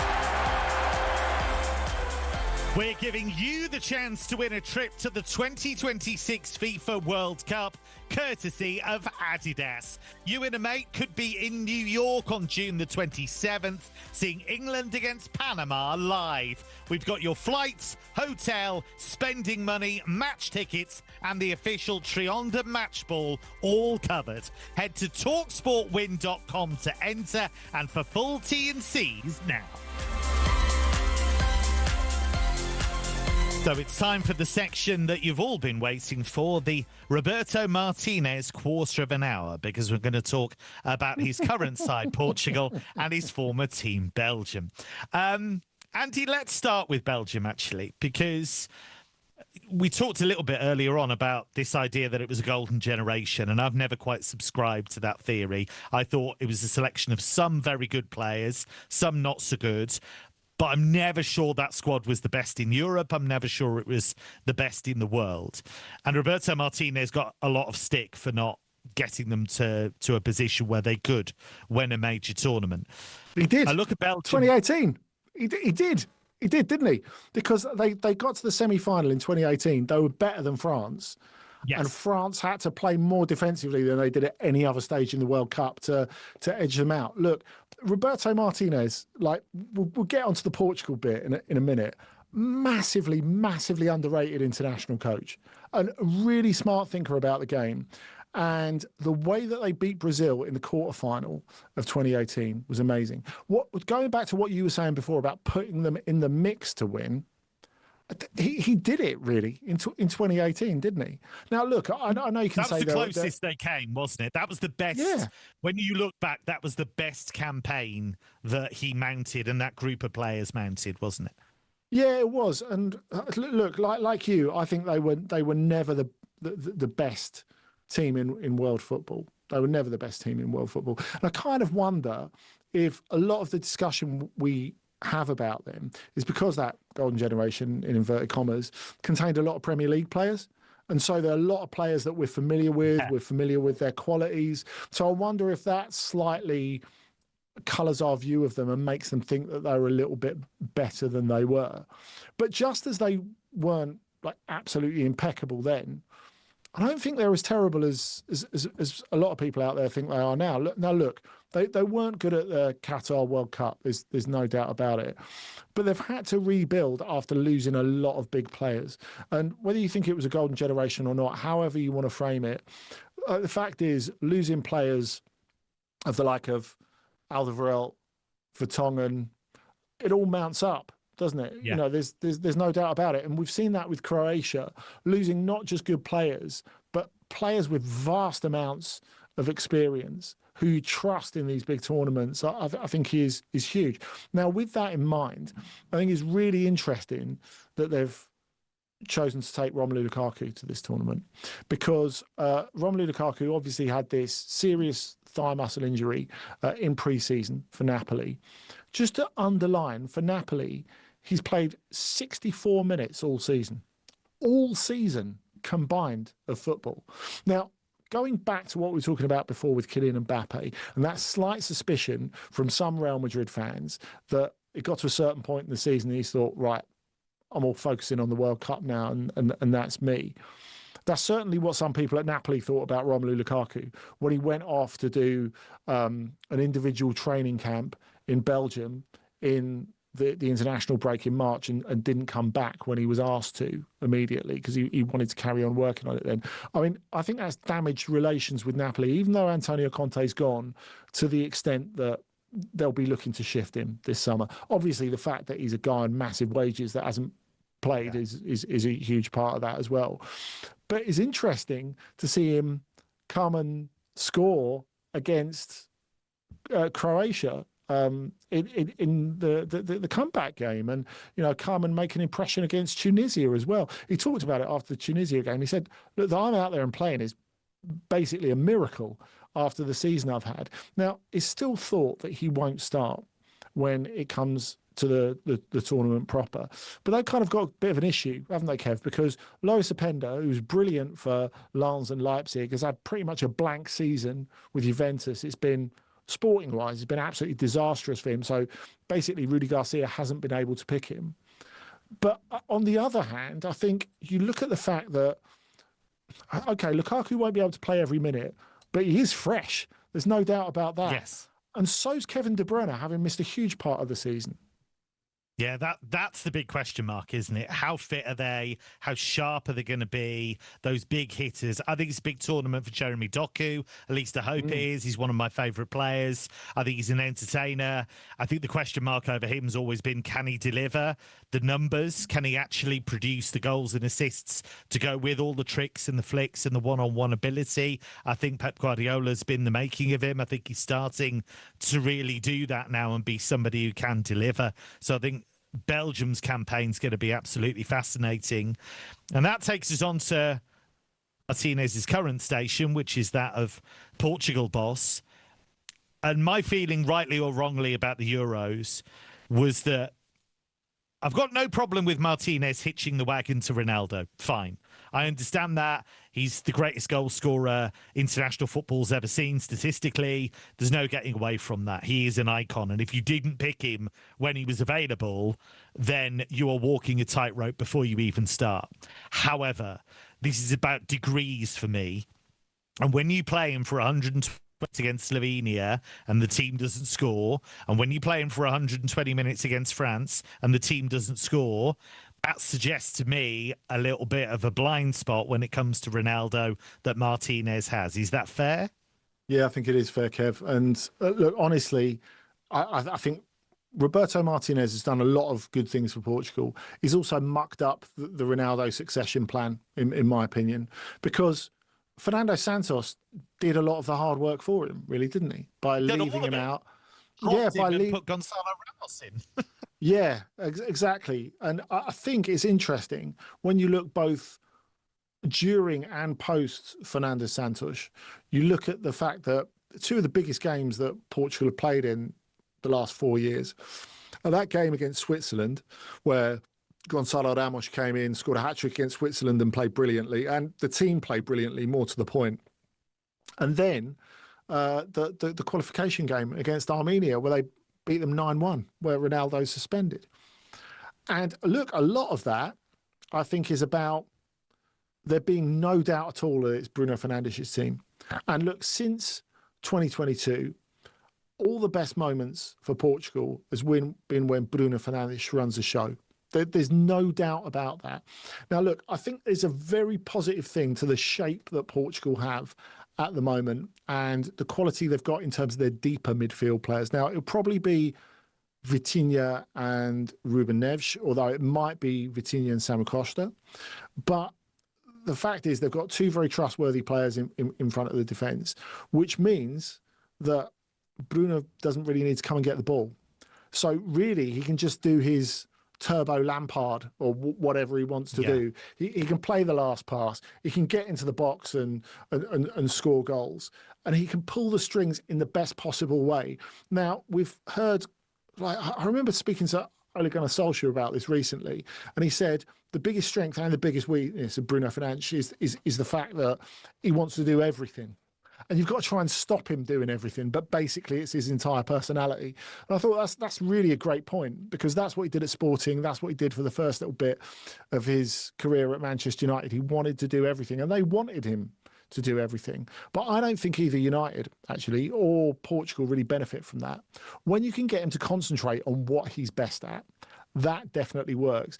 And the same goes for Ronaldo, I think. Now, the problem they've got is they will have to start Ronaldo in this tournament because Gonzalo Ramos hasn't really gone anywhere in the last couple of years. He's been glued to the bench at PSG. He's not really developed as a player, and there is a player that really needs a move. There's no doubt about it. Whereas Ronaldo, you know what you're getting with him. He's fit enough to show the fact that he's the best finisher in the world, really. And I think that's the most important thing for them. So, look, I think that they've kind of worked out, like, again, Fernando Santos worked it out a decade ago, that really you've got to provide Ronaldo with the opportunity to do as little running as possible and just do what he's good at, which is putting the ball in the back of the net. So if they can do that without feeling like they have to go to him all the time, then they've got a chance. Yeah, Portugal, a team that has so much quality. One player that I do want to talk about just briefly before we move on is Nuno Mendes, because you're talking about a guy that's probably the best left back in the world. He's won back-to-back Champions Leagues with PSG. He has become a phenomenal player because it wasn't that long ago in the grand scheme of things that he was being linked with a move away from PSG. And Luis Enrique has seen the potential, seen the quality, and in this fluid system that they have, he's unleashed a monster, hasn't he? Yeah, he has. And I think it's enormous credit to him that he was always a wing-back in Ruben Amorim's 3-4-3. And he's managed to become the best left-back in the world in a 4-3-3. Which is no mean feat at all. And it's because he's so adventurous. It's because he's so fit. It's because he's so good on the ball that he can drive inside as well as outside, which I think if you go back over the last decade and a half, is the mark of the absolute top level fullbacks, that they can drive inside and sort of become midfield players rather than just release their inner Cafu. You know, that there's another part to it as well. And that's what Bruno Mendes does so well, that he'll pop up in that centre forward spot and get a chance and be able to take it as well. So, look, there'll be no better left back at this tournament than him. There's no doubt about it. The World Cup profiles just keep on coming after the break on Trans Europe Express. We're going to be talking about Sweden and Norway.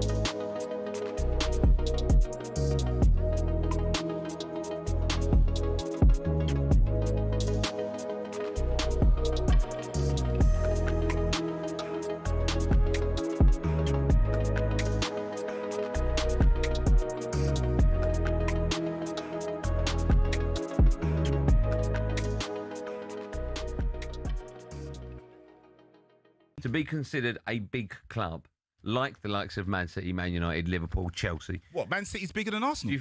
Well, in Europe they are. They've won the competition.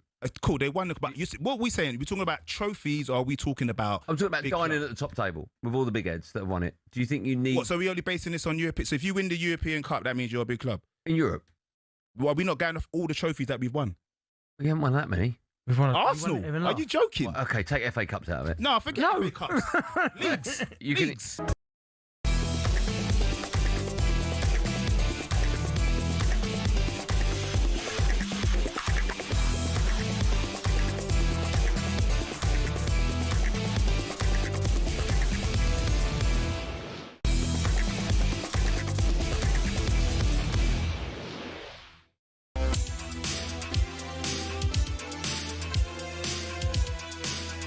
You are on board the Trans Europe Express with Kevin Hatchard and Andy Brassell. Thanks for your company.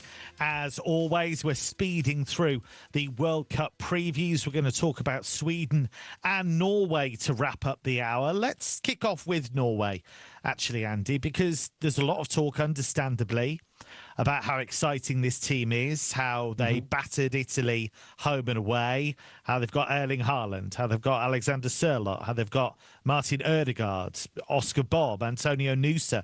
The quality going forwards is extraordinary. Is how they defend going to ultimately define how far this team goes? I think it's about how the midfield protects the defence, really. I think that's the main thing, because defensively, and Christoph Ayer is great, of course.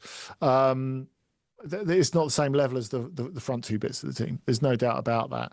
And again, they've got another defender who will be one of the best fullbacks at the tournament in Julian Riasson, who I know you're high on as well. 15 Bundesliga assists this season for Borussia Dortmund, which is incredible, really, for a right back. But then you've got a left back who can't get in the Wolves team. So, and you've got a goalkeeper who can't get in the Sevilla team. So yeah. That's a bit of an issue. But look, I think to just say that this team is Haaland and Ødegaard and some nice stuff is not correct. There's a lot of depth in the front part of the team and in the midfield, which I think is really important. I thought it was notable, again, caveat the friendlies and all that, the win over Sweden, where they absolutely panelled them. And it was only 3-1, but really it could have been like 5-6, anything, really. And they did that without Haaland or Ødegaard, which I think is really indicative of the strength they've got. For me, the key for them in this tournament is the fact that Fredrik Alsnes has come out of international retirement, because he's been brilliant for Benfica for the last couple of years. He can slot into defence if he needs to. He's played right back and left back for Benfica, but really he's about winning the ball in midfield and bringing it forward. He's an enormous addition, having been 6 years out of international football. So of course there'll be a lot of eyes on Haaland and on Antonio Nusa and Oscar Bob, who got that assist obviously today in the match against Morocco for Odegaard. But Osnes for me is a huge character for them. Just one more on Haaland, because we do forget sometimes, because what he does is so extraordinary and so regularly extraordinary. I mean, he's won the Golden Boot in 3 of his last 4 seasons in the Premier League and has just done that as if it's the easiest thing in the world. Yeah. He's the record scorer for Norway already, and he's still got so much of his career to go. He averages more than a goal a game at international level. Does this feel like his chance to really show he's in that elite bracket? I mean, a lot of people, I think us included, would put him in there anyway. But if he has a great World Cup, that really cements it, doesn't it? Yeah, I mean, I do think World Cups still do define players to a certain extent, and obviously when it comes to Ballon d'Or, etc., that really matters. I think what he gives Norway here, and we've talked about the depth of their squad, is a sort of fear factor. Because basically, teams go in facing them knowing that Norway don't need to play well against them to get a result. And I think that is massively, massively important. You go back to, previous qualifiers where, they've got results against Spain, for example, where they've got the results against Italy. And they didn't dominate them start to finish, but they were just clinical in the moments they needed to be. And that's indicative of what Norway can do. Look, I don't think Norway can win this World Cup. I think they can spoil it for a couple of other big teams if Haaland has his day. Yeah, it could be a fascinating campaign for them, because I think their group's quite tough. But if they come out of that and they kind of really develop as the tournament goes on, I think you're right. They could be not kings themselves, but kingmakers somewhere along the line. Can Graham Potter speak Swedish? Yes. Can he wear a roll neck well? Yes. Does he look like he could be a hard-bitten Scandinavian detective in one of those wonderful TV shows? Yes, absolutely. But he's also rediscovered, Andy, with this Sweden team, the fact that he's quite a good football coach. Now, I know West Ham fans and probably some Chelsea fans are going to disagree with me on that point. But this is where I think he comes to the fore, because he took over this Swedish team and they were a mess, a total mess. Jon Dahl Tomasson had been a disaster. A Dane brought in as the Swedish coach, the only Swedish coach ever at international level to have been sacked midway through his contract. Sweden had never done that before. And in a very short space of time, he looked at the players available and went, right, how do we find a way to win? And he did it. Yeah, he has. And look, I think that he's done it without Alexander Isak. Of course, he's come back into the squad now, but for a lot of that time, Isak was out injured. I think really speaks for Potter. But the fact that as well, he was awarded a new contract through to 2030 before even they'd qualified for the World Cup speaks a lot as to how he's changed the environment in the Swedish national team. Now, look, I've got a lot of time for Jon Dahl Tomasson, but the fact is he didn't click with the Swedish public or the Swedish media. Whereas Potter came in from the start. We know he's got an acute understanding of Swedish culture from being there for 7-8 years when he was at Östersunds. Spoke Swedish from the off. Not because he needed to. If a coach turned up and spoke English in Sweden, it would be no big deal. But to show that sort of sense of meeting people halfway, I think was really, really important. The optics of it were really important. In his own words, I look Swedish as well, and there's no doubt about that. But look, I think what Potter was always really good at Östersunds is creating a family unit. If he can bring that into the national team, it makes a massive difference. And we talked about not having to play well to win with Norway. You can say that twice for Sweden. because the fact is, I didn't think they were great in either of those games in the playoffs, the semi-final against Ukraine, or particularly the final against Poland. And Poland, that we still scratching their heads, wondering how they didn't get that done. And I think that they managed to roll with the punches and then just take their moments really clinically. Obviously, they have Victor Gyökeres, and they will play Gyökeres and Isak together. I'm sure of it. In a way, that's a bit of a shame, because the front three that they had for the playoffs of Benjamin Nygren of Celtic and Anthony Elanga, who I thought was better in the home straight of the season, has been good in recent games for Sweden too. They really clicked together as a three. So I have a little bit of doubt about what's behind them. Of course, Lucas Bergvall coming back is huge. Still no Dan Kulusevski, which is a real shame. But look, I think we've seen it. And we've seen the fact that even though they've tended to play on their own up front at club level, that Isak and Gyökeres can be very, very good together. And that should worry some good teams. That's actually the key to this whole enterprise, I think, isn't it? Because, as you say, Gyökeres, when he plays for Arsenal, he's that battering ram up front. I think he's had a very good season, actually, for Arsenal. Isak is a different type of player, we know that, but the key is how do you get them to gel? And that's probably Potter's greatest gift in a way, because he's got two amazing strikers at his disposal, but it's how he gets them to gel. And it's worked. It has worked, admittedly against League C opposition in the Nations League. But they're really intelligent players, both of them, and they have clicked together. And then we saw Isak come back, and in that game against Norway, where they were given a proper hiding, he scored a brilliant goal in the second half, all on his own. So good. So yeah, Isak, that goal as well, wasn't it? It was like really Isak goal. It was. And given that I think that they will spend a lot of this tournament defending, as far as they're in it, Sweden. And we saw that in the playoffs as well. Look, Graham Potter's done a lot good so far. They've given him that contract extension because of the initial positive steps, but also because they know he hasn't got a magic wand. There's a lot to change about this team. There's a lot to develop about this team. But in the meantime, because they've got forward players of quality, if they defend well, and if they defend as a unit, they can find a way to win games.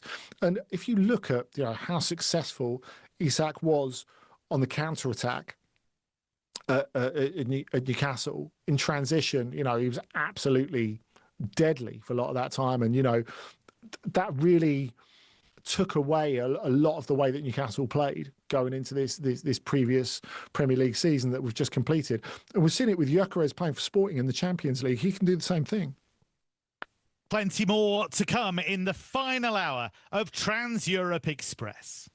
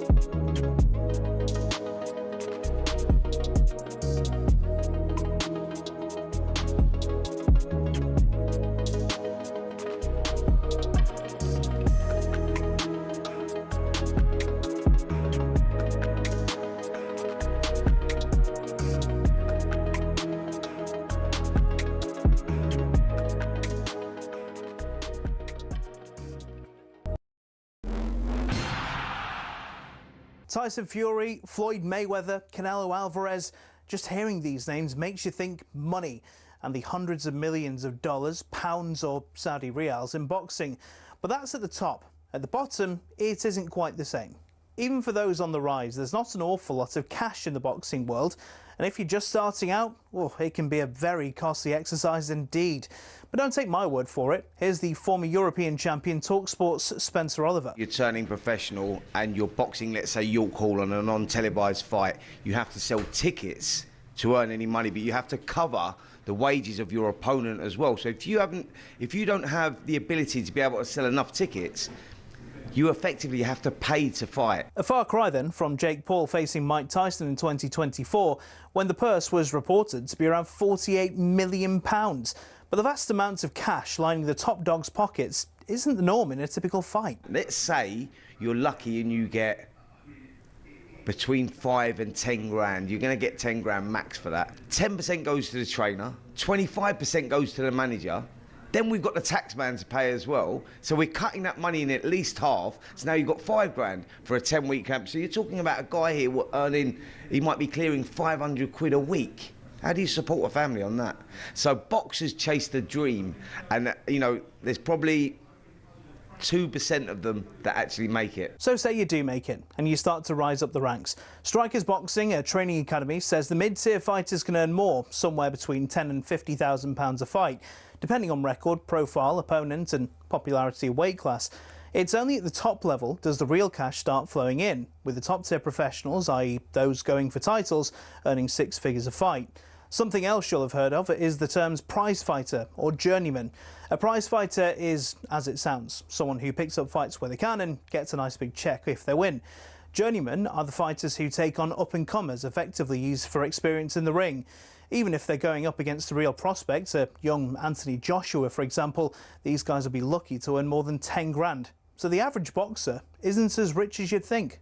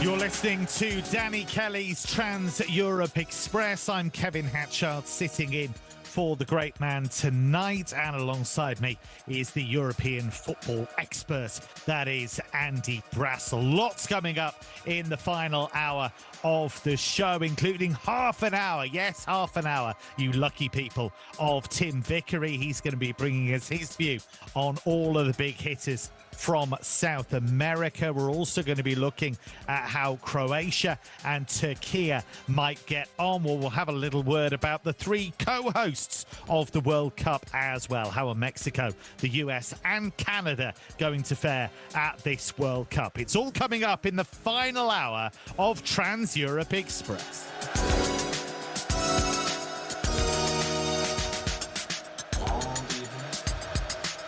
Always a joy and an education to be joined at this time of the evening by Tim Vickery. Tim, great to have you with us once again. Lovely to be here. Let's kick the ball around for a few minutes. Indeed, looking forward to it. We have to start with Brazil. It's the law, because we've been talking about Neymar watch for weeks now. And he did get in. Carlo Ancelotti put him in the squad. But just taking a more global view of this Brazilian squad, is the balance right for you? Are they capable under Carlo Ancelotti of winning this World Cup, do you think? Well, I think he's playing whack-a-mole.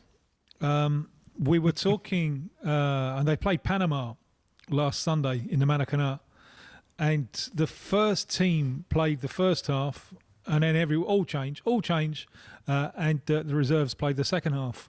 the first team didn't play very well. They really, really didn't. And more than an individual problem, it was a problem of team structure. Because what he's been always wanting to do is play with a front four. On one of that front four, which is Mateus Cunha, comes back a great deal to kind of free Vinny Jr. But it was a front four. And even against Panama, on poor old Casemiro and Bruno Guimaraes, they were played through and around, and Panama had more possession in the first half, at which time the score was 2-1. On come the reserves, and it ended up with the tennis score of 6-2.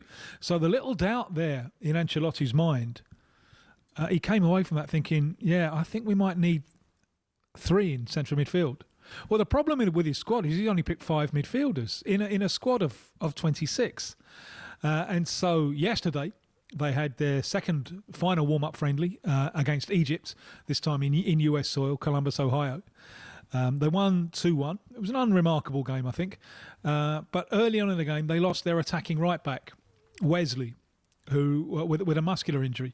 Now, we were waiting for the news, and it came earlier on today. Wesley is out for the tournament. What do you do? Now, he had a couple of right-backs on his standby list, but no one really particularly inspiring. And so what he's done is he's brought in another midfielder. He's brought in the fellow who's going to Man United, Ederson, which certainly gives him another midfield option full of dynamism and versatility and lungs, and I think that's very, very welcome. But it does leave him now without any attacking right back. He's got, for that position, he's got Danilo, the veteran, who is a good defender and a good footballer, I think. But, he's not a fly-up-the-wing man. He's got Ibanez, a Saudi-based defender who actually played very well at centre-back against Egypt. But he's there to give cover at right-back as well. And I suppose you've got Fabinho also, the former Liverpool fella, although no one can remember the last time that he played there. So he's solved one problem, but he's now got another. So even with 26, this Brazil squad is looking a little bit unwieldy and a little bit complicated. And frankly, I haven't got a clue what's going to happen to them in the World Cup, which is a very nice feeling. I have anything could happen in the next 90 minutes. And Ancelotti is contented by, he's beginning to see a partnership between Rafinha and Vinny Jr. click. He likes that. Both the goals they scored against Egypt came from a high press, done well, winning the ball high. So there are good things, but also it all looks a little bit disjointed. And we go in, and he says he's got a pretty strong idea now what the team is going to be for the weekend against Morocco. I don't know. So Brazil really are going into the World Cup without a team ready. It's gonna form itself during the course of the competition, and that can be an asset sometimes, especially in a competition that's longer than any previous ones. So buckle up. It could well be a bumpy ride. So I've got 2 personnel questions to add to that for you, Tim. Firstly, where are we with Neymar? Because, of course, he's recovering from injury at the moment. Is he definitely going to be in the squad? Are they going to stick with him? Or is there still the possibility that he won't make it and Ancelotti will be forced to replace him or decide to replace him? And I guess when we're talking about forward players, we need to talk about the guy who scored the winning goal against Egypt, Endrick, who is not so much tapping on the door as like banging on it rather loudly. Yeah, a few months ago, Ancelotti was seemingly making it pretty clear that Endrick wouldn't be in the squad. The line was he's a player for the future.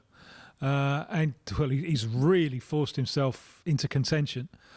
That goal that he scored, very nice finish on a little pullback from Rafinha. It's the first goal from open play that a central striker has scored since Ancelotti took over a year ago. Igor Thiago got a couple of penalties, but none of the strikers have scored goals until Endrick comes along. That's his first goal for Brazil for 2 years. He's 19. It's his first goal for Brazil for 2 years. What a crazy statistic. All of his goals, though, have come off the bench. He is pushing for a place in the first team. Ancelotti is very, very impressed. But he does seem to do well off the bench. He can just make things happen.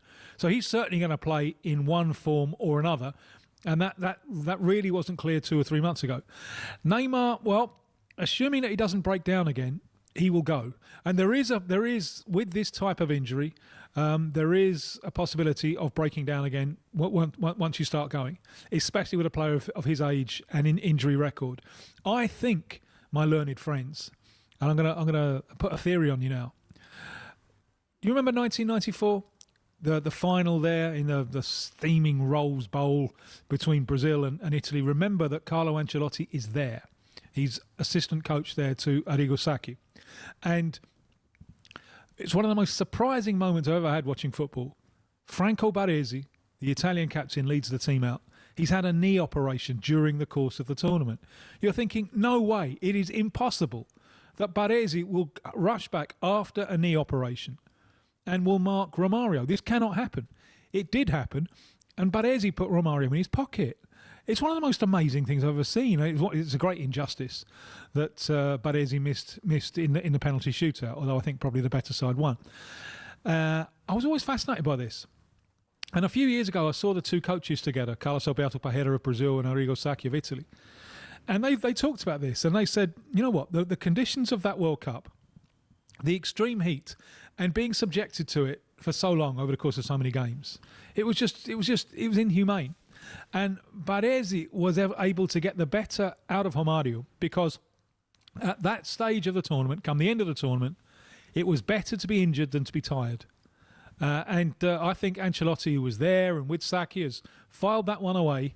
And obviously, in a radically different role, I think he's thinking along the lines of, yep, come the end of the tournament where everyone's tired, that's when Neymar can just tip the balance a little bit. And now I've got 26 players, so it's a gamble worth taking. So that, I think, I spent a lot of time trying to get in his head. I was in a bank queue in the week, and this old woman came up to me and said, "You know what? You look just like the Brazil coach. Are you related to him?" And my conclusion is that's what happens. It's like the dog and his owner, looking so similar to each other after a long, long time. That's what happened after. And it's a tough ask to get inside his head with this squad because it's in the middle of this, and he just radiates calm. In the middle of this madness, because the squad looks wrong, the squad's being corrected. Is the squad right? Is the opening? Is the idea of play right? What about Neymar and all this circus around him? And he's just so calm in the middle of the typhoon. I won't ask if, in response to the request, you raised an eyebrow. Let's look at the holders, Argentina, because I find them fascinating because we've spoken, haven't we, Tim, about how much are they going to use Lionel Messi and in what capacity are they going to keep his powder dry maybe for the knockout rounds?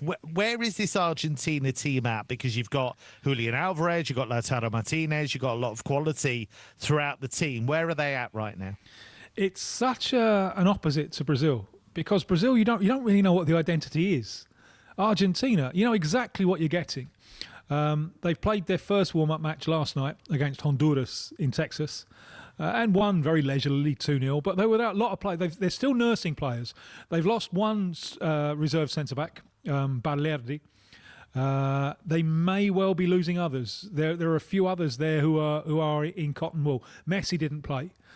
He might get a few minutes against Iceland on Tuesday night. Believe it or not, my friends, the Iceland game will be the first time that Argentina have faced European opposition since the World Cup final against France.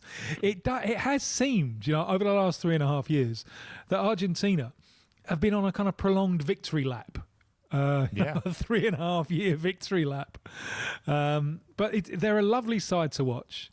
The midfield is, and when they hit a groove, and they got such strength in depth. I mean, the two best players I thought on the field last night, or amongst them, Ezequiel Palacios, who played in a holding role, who hardly gets a game for him, and the unfortunate fellow who just missed out on the World Cup last time because he got injured, Giovanni Lo Celso, who I just wonder sometimes if he's good enough physically to impose himself when the going is really tough. But lovely left foot. When he and Messi play together, Lo Celso's left foot is like a wand that finds Messi. So even without, one of the players who started last night isn't in the squad, but maybe, and 4 who came off the bench aren't in the squad, but are hanging around just because they're waiting on injuries. So it's all a little bit last minute in terms of the personnel with Argentina, but the idea of play is so well ingrained. And that's true whether Messi plays or whether he doesn't. I expect him to have a few minutes at least, even if he doesn't start against Iceland. But as you said, it's a long competition, and it's more interesting perhaps to have him at the business end than in the group stages. Yeah, Tim, let's look at one of the other South American nations that's going to be competing. I want to talk about Colombia because James Rodriguez, of course, had that incredible campaign 12 years ago. Is it really 12 years ago now? Yeah. How big a factor is he still in this team? Yeah, it's a good question. They faced Jordan in a few minutes in their final warm-up game. They suffered a disaster against France reserves in March, who just destroyed them in a way that they haven't been destroyed since Nestor Lorenzo took over. They'd only ever suffered 1-goal defeats, and France beat them 3-1. Colombia got a late consolation goal. But France just found it so easy to pass through them. It is a difficult balancing act playing an old-fashioned 10 like James, especially when he hardly plays for any club. I mean, he's been on a world tour for the last few years without playing anywhere. So you've got him, you've got Luis Diaz, and you've got a central striker. That's tough to balance out, and France ripped holes in them. So they played a game on Monday night against Costa Rica, and James only played second half. First half, they tried something very different. The free role was Luis Diaz, who started wide left, but he could cut in and deep and orchestrate, and also he could get up in the centre forward position, so he could really roam. And that was quite interesting.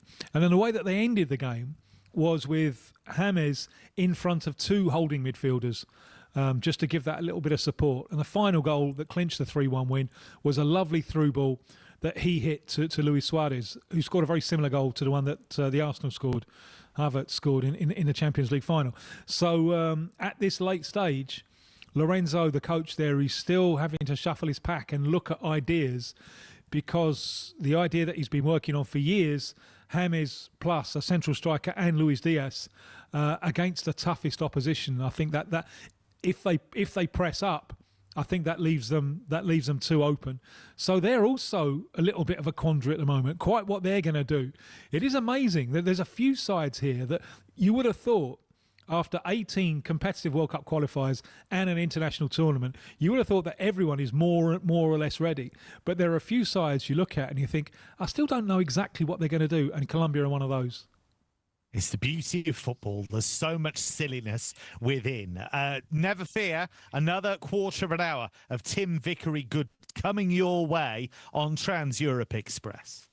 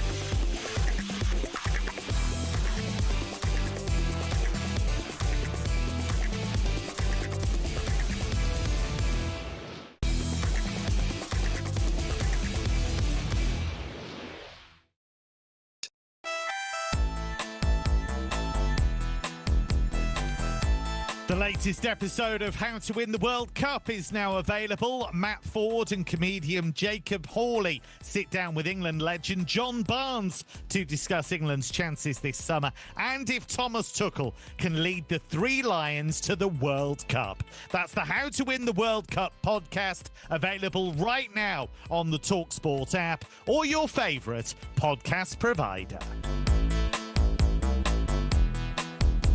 We are privileged to have South American football expert Tim Vickery alongside us. And Tim, let's switch our attention to Uruguay. All eyes on Marcelo Bielsa. Can he deliver on the big stage? We know that he's going after the tournament. He has his unique way of playing. He's not going to compromise on that. Can it work at this World Cup, do you think? Yeah, well, the fact that he's going at the end of the tournament could be a huge source of relief to his players who clearly don't like him very much. And that just might put an extra snap into their step. They haven't played any warm-up games. So they're keeping it a little bit under a bushel. And it could well be that they'll do something a little bit different from what they've been doing. Instead of two out-and-out wingers, it could well be that Darwin Núñez will play from the right and they'll try and leave a corridor for Valverde. Valverde is, I think, their best player and Bielsa loves him. It's a problem that he's had recently is that, you know, in that 4-3-3, Bielsa sides, they don't really pick a playmaker. You remember he wouldn't, Riquelme in his pomp couldn't get into Bielsa's Argentina side.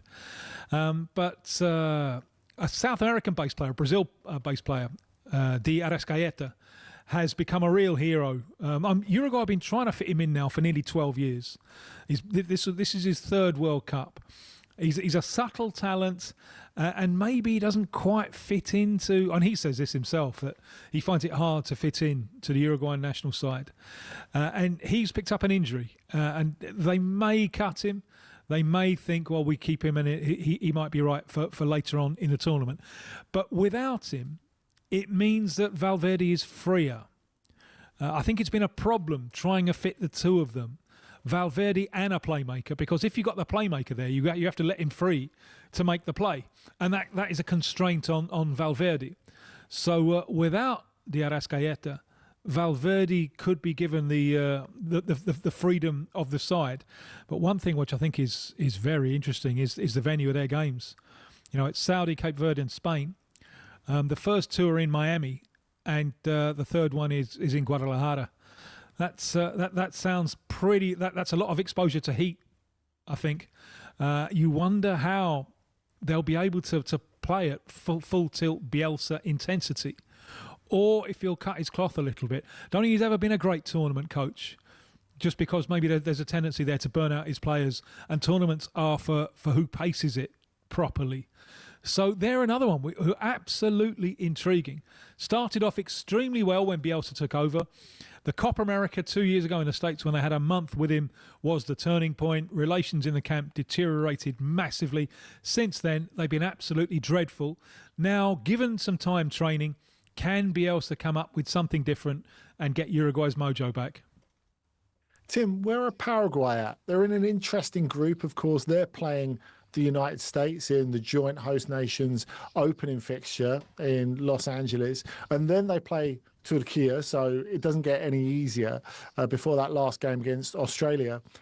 I think they might finish bottom of this group, mainly because I can't really see where the goals are going to come from.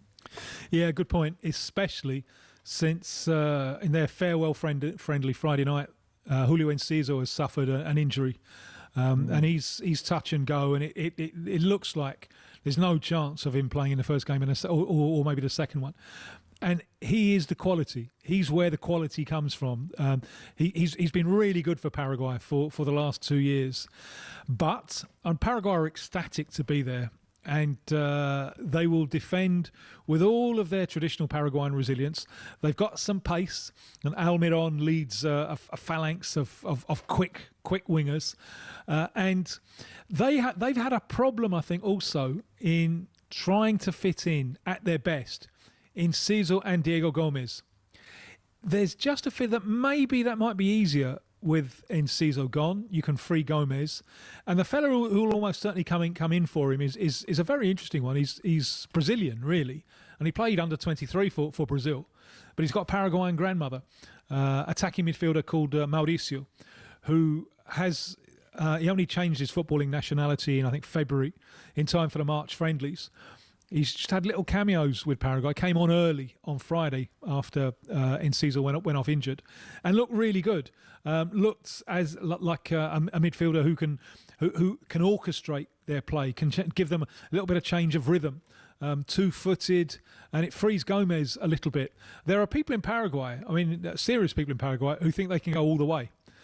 Following, some might call it the Jack Charlton method.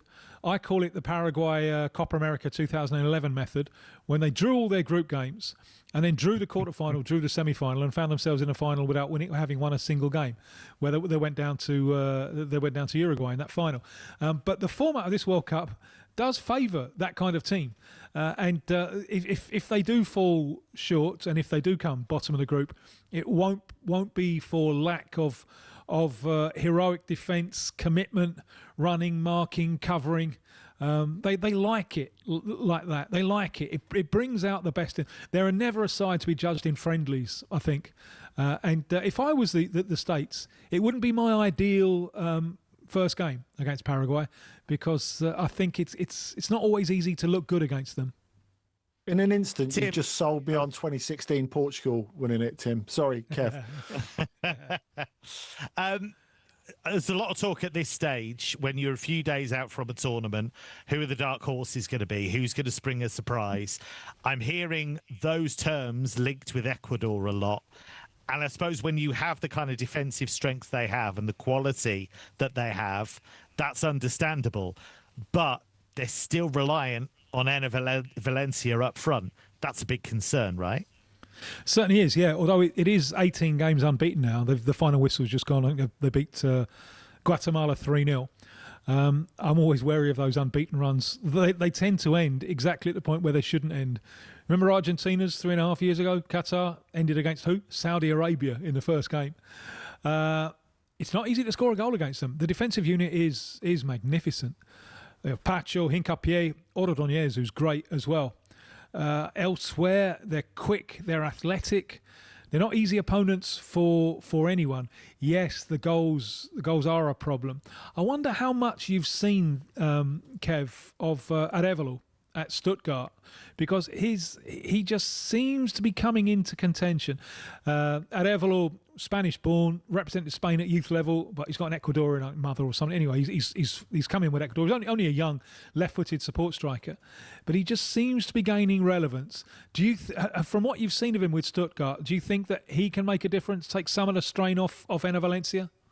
Yeah, I think he can do, and I think Stuttgart like him very much. They've kind of brought him through, and he's got a lot of competition at Stuttgart, but Sebastian Hoeneß, the coach, is very good at developing young players and empowering them to have minutes and to get better.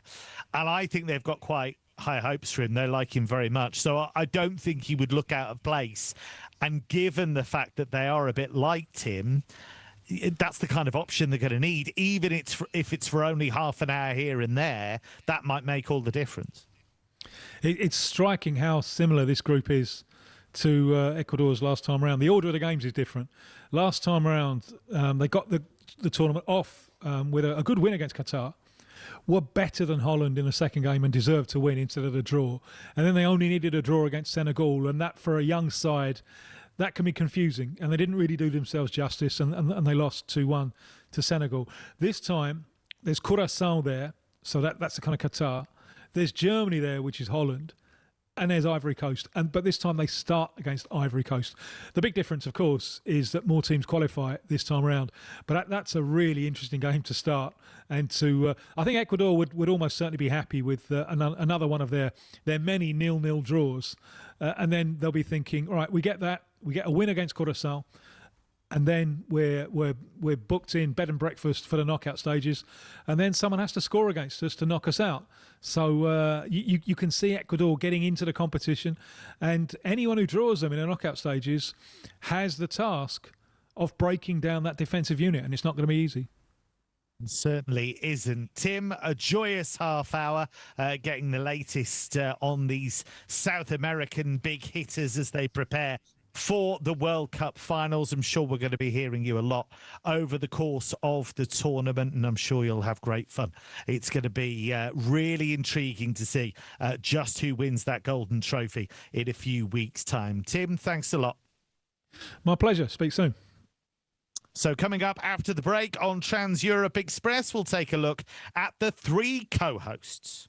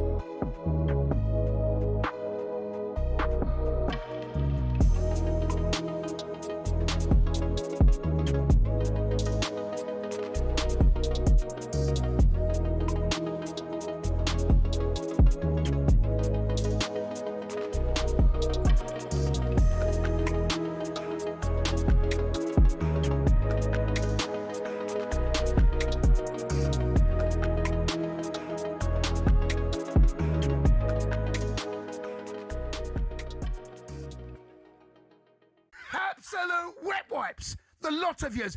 Absolute wet wipes. Wow. Oh, he wore a PSG. Oh, he jumped around. Do you know what? If it happened again tomorrow, I would do it again tomorrow. Wow. Up the Chelsea.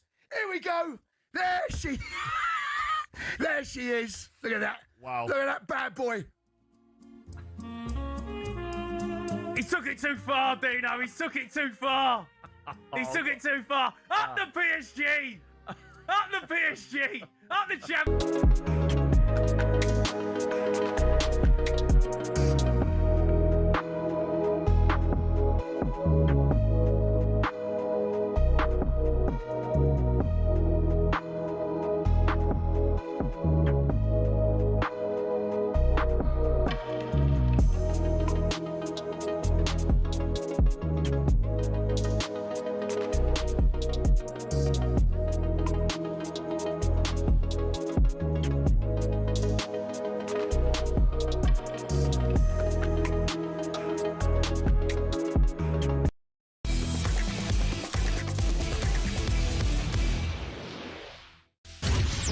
Get ready to get the ultimate football fan winning feeling with talkSPORT Win. The FIFA World Cup kicks off on Thursday, and talkSPORT could be sending you and a mate straight to New York to see England live with Adidas, the tournament's official match ball supplier. We're talking a trip to watch England face Panama, return flights, hotel, match tickets and spending money all taken care of. Plus, Adidas is throwing in the official Trionda match ball and a fresh pair of boots. So if you're ready to get that winning feeling, here's how to enter.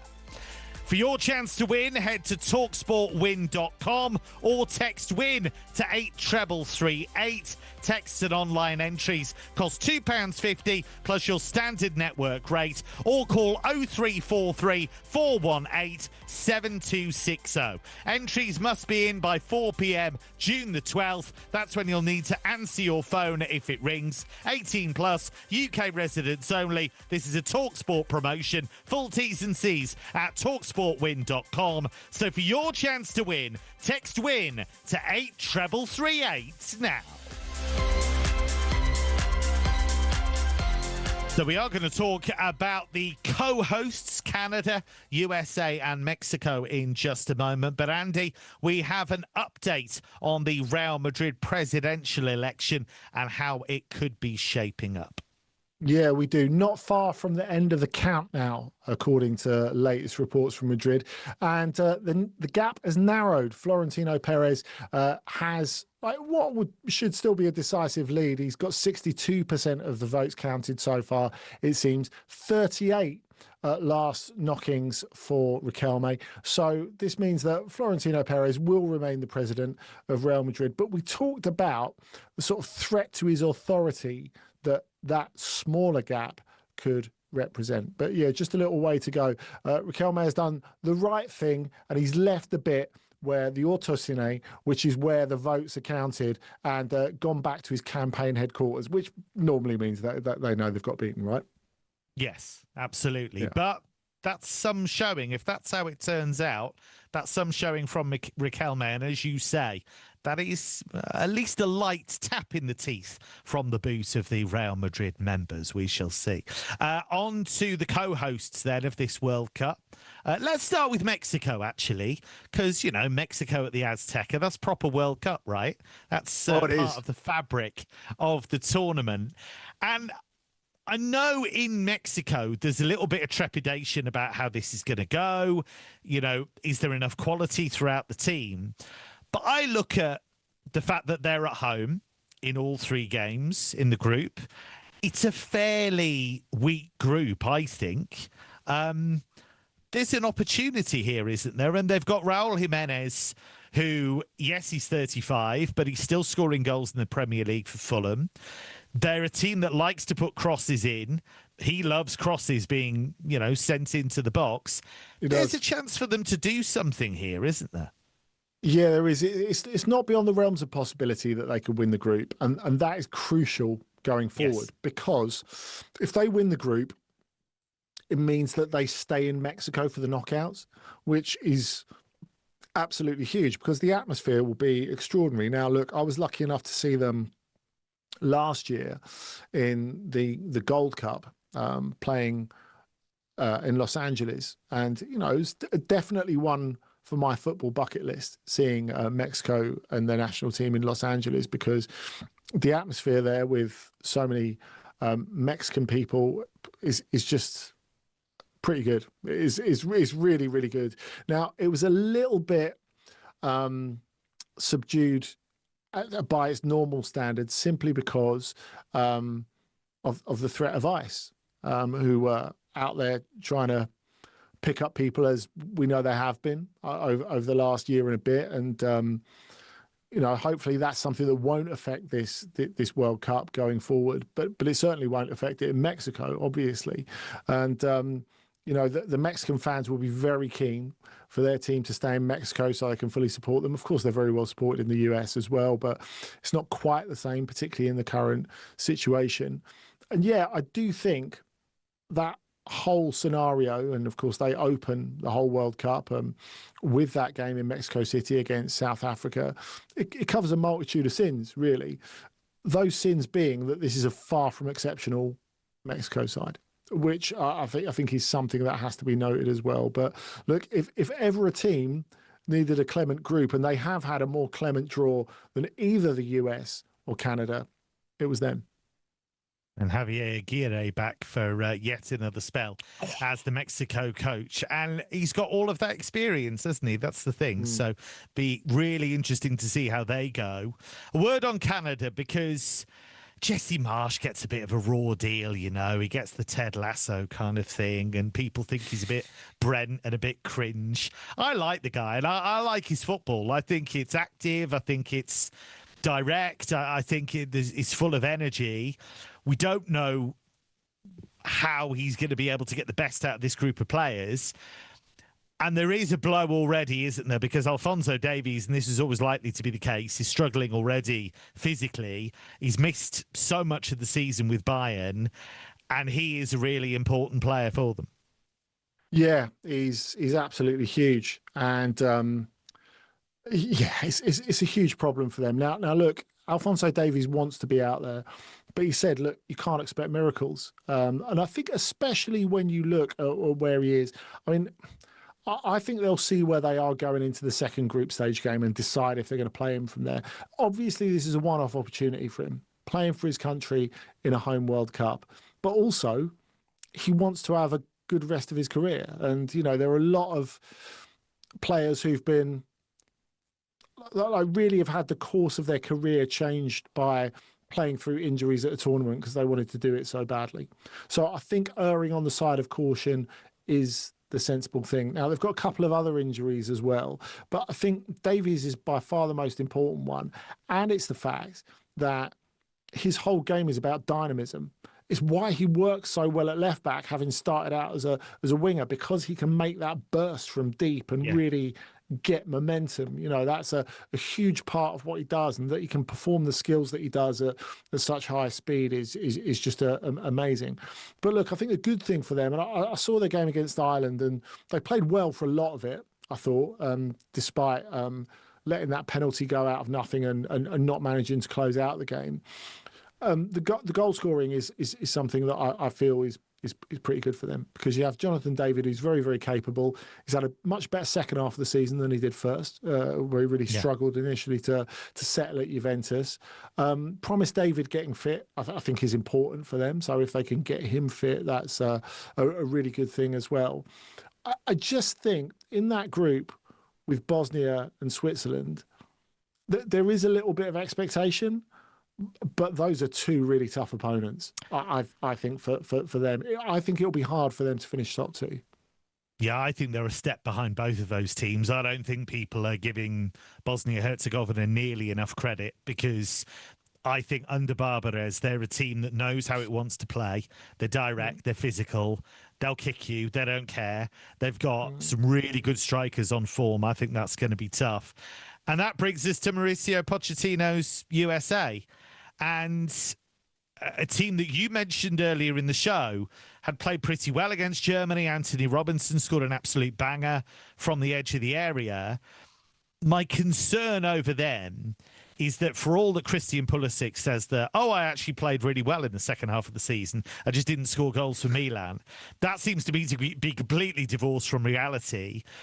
And so you've got Weston McKennie, who I have a lot of time for, a lot of respect for, but he slowed down a bit with Juventus as well. And I just wonder, Malik Tillman's not had a great season for Bayer Leverkusen. How many of these guys are really heading into this tournament with momentum? And does that matter? It's a viable question. Are we calling them the North American Dutch? After our talk about the Netherlands earlier, I think it would be it would be fitting. Look, I think there are two things that work in the US's favour. Firstly, those two performances against Senegal, in which I thought they were really good, and again against Germany. I think the build up to this has been unbearable for the US for a number of reasons. And I think it's not just on pitch, of course, because of everything that's going on politically there. I think there is a sense of how do we present to the world amongst a lot of them US soccer fans, which is an issue. And they want the tournament to be good and to run smoothly and to showcase American enthusiasm for soccer as well. They want to show how far they've come since 1994. And in terms of professionalism, coaching, player production, infrastructure, fan following, they've come an enormous way in that time. But we saw as well the tension from Mauricio Pochettino when he was announcing the squad, and he got into it with some journalists. And it feels to me that now that they've got to the actual games and it's almost ready to start, they feel in a much better place already. There's a lifting of the tension because there's not so much anticipation. They're actually in it now. And I've felt that in those last two games. And again, we've said we can't read too much into friendlies, but those are so far from the way the US have played for a lot of the time under Pochettino, which has been really unencouraging a lot of time. And has put more question marks over him as a coach, to be perfectly honest. The second thing that I think really works for them, we talked about some of the forward players, and Pulisic scoring against Senegal is big because whatever he says that wasn't playing on his mind. It was. It must have been. You don't not score for 5 months and not care about it. I just don't believe that. The fact is they do have Folarin Balogun, and I think Folarin Balogun playing for them and having come off this red hot season with Monaco into this tournament, feeling great about himself. Like the whole narrative around the US has to be that, oh, Pulisic has to put the team on his back. Why? Why can't he just contribute? Like, I think Balogun could score the goals to make it really exciting for them. And I do expect them to get in the knockouts. And then with a host nation, there can be momentum. Let's see.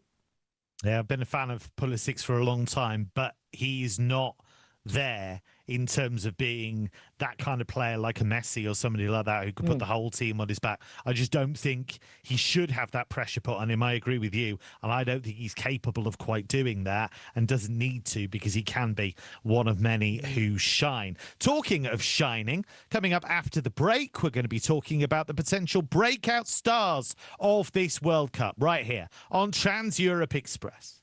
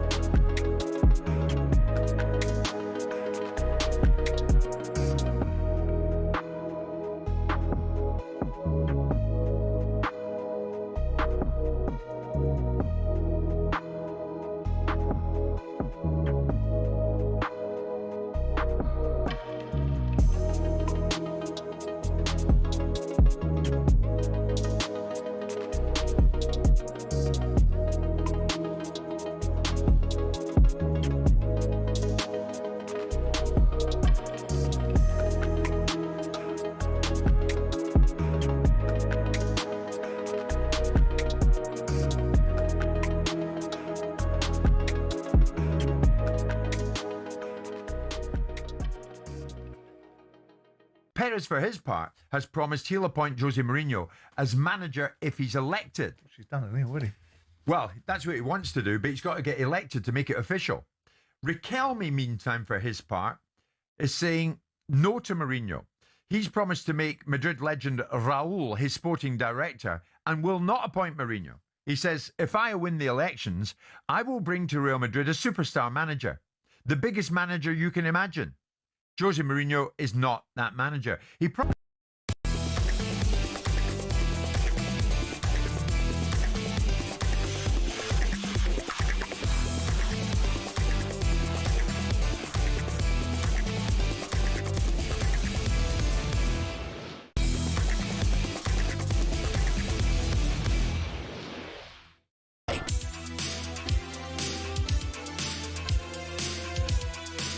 You're listening to Trans Europe Express, speeding towards the end of the show. It's been great fun as always, and thanks to all of you for joining us. It's never taken for granted. We're going to end the show by talking about breakout stars at this World Cup and who we think could really catch the eye. I'm going to start with one of my own, actually, before we get into Andy's list. I know I'm talking about him all the time. I don't care. I'm going to talk about Jan Diomande, because this is a guy who at RB Leipzig has had such a surprising season. You could see from the get-go when he first played in the DFB Pokal, the German Cup, that he was going to be an entertainer, that he was going to be exciting, but you thought, okay, well, that's against lower league opposition. And then he got better and he got better. And then you looked at his work rate without the ball and thought, wow, that's incredible. And then you looked at his one-on-one ability. He could play on the right, he could play on the left, he could pass, he could shoot, he could do all of that. He's made a good start with Ivory Coast. He scored goals early on in his international career. I think as a starter or as an impact player, he can make a real difference for that team. And he'll be, of course, playing against Germany in the group stage. So I'm really interested to see how he does. Andy, you've got four to pick out. Let's start with number one. Yeah, and we're going to stay in the Bundesliga. Unlikely that this happens under your watch, I know. And we've gone for Luka Vučković of Spurs/Hamburg. He's just been brilliant this season. And I Such think a good player. It's crazy at his age. Yeah, 19 years old. And look, it's one thing him being good. It's another thing him being good as a central defender at that age. Being good as a central defender for a struggling side at that age. Remember, he made his debut against Harry Kane and actually played him pretty well, even though Hamburg, well, they got slightly less than their normal thrashing at the Allianz Arena on that day, didn't they? Only 5. And the standards that he set from himself from the off, I think, are incredible. Now, clearly he came over from Croatia to London with a huge reputation. I think Spurs chose a really good move for him, actually, because they put him somewhere where they knew that there would be a limited amount of pressure because it is a newly promoted club. Now we know, obviously, Hamburg coming back to the top flight after 7 years away is a big deal. But also the fact that his brother Mario used to play there until his doping ban. And, of course, he's talked about in the future he'd love to play with Mario at Hamburg. Look, because he's got so good, it's just not possible. You know, either Spurs are going to take him back or they're going to sell him for a lot of money. You know, they're not parking him at Hamburg for another year, I don't think, because he's someone he does the rough and tough bits of central defending, but he's got a really good technical quality as well. And add to that, Kev, the fact that he's a born leader. Now, I think if you look at the way that he stood up for Hamburg at big moments when older players, more experienced players have balked is super impressive. And I think you look at Croatia and the experience that they've lost over the last couple of cycles. And look, I know people will be laughing and saying, hang on, they've still got Perisic. Luka Modric scored a brilliant goal tonight again, and he'll hit 200 caps over the tournament if Croatia get past the first round. So the fact is they've lost a lot from defence in the last couple of years. They've needed a young defender to step forward, and he's the guy. There's no doubt about it. Let's look at a Norwegian player. Yes, all very well, this Haaland business, and Oscar Bob and Antonio Nusa and Martin Ødegaard, but you've picked somebody else. And I hadn't thought of this player, actually, but now you mention him, I think you're absolutely right. Well, I've gone for Andreas Schelderup because he's really one of the European players of 2026 so far, because the talent's always been there. That's been clear. He had a difficult 2025 with some legal problems, and now he's playing. And really, he only played at the start of the season, at the start of the year, I should say, at Benfica, because they had a lot of injuries. And Jose Mourinho pitches him in for this Champions League game against Real Madrid. Of course, remembered as the Anatoly Trubin game, because he scored that header to send them through to the playoffs right at the end. They wouldn't even have got that far if Schelderup hadn't scored twice in that game. Now, it's really interesting. You talk about sliding doors moments, Kev. Well, they were getting ready to sell him to Club Brugge at that point for about 15 million euros. Now, at that point, Club Brugge were just like maybe $1 million short, something like that. They were trying to lowball them. I bet they really regret it now, because if you were looking to do something with Schelderup now, you're looking at probably 3 times that, because he has been that impressive for Benfica since, and because he's hit hard in the Champions League against really good opposition. You know, this is someone who really has the ability to be an out-and-out winger. And sometimes he is. He starts on the left. He's right-footed. He can go both ways. He's very quick. He's incredibly nimble in tight spaces. But he can also come inside and score goals as well. So he's almost that sweet spot between your old-fashioned winger and your modern wide forward. And you know what? I think in the last 6 months he's played a lot better than Antonio Nusa. And I don't think it's a done deal that Nusa starts this World Cup. We'll wait and see, but look, it's a great option to have off the bench if not. Controversial. Lars Sivertson will be furious. He was waxing lyrical about Antonio Nusa the other day. You've already mentioned Samu Costa. Why have you included him in your list here? Well, look, I know we're always talking about France and the players that they leave out. I think you can say the same about Portugal to an extent. And Samuel Costa has had a really good introduction to the Portuguese senior team, and he's done it really quite by stealth. You know, this is a guy who came up into the Braga first team, played one half of Liga football for Braga before they got rid of him, and really has excelled at Mallorca over the last season. He's been fantastic. With them having got relegated from La Liga, I'm sure he'll get his move. 25 years old now.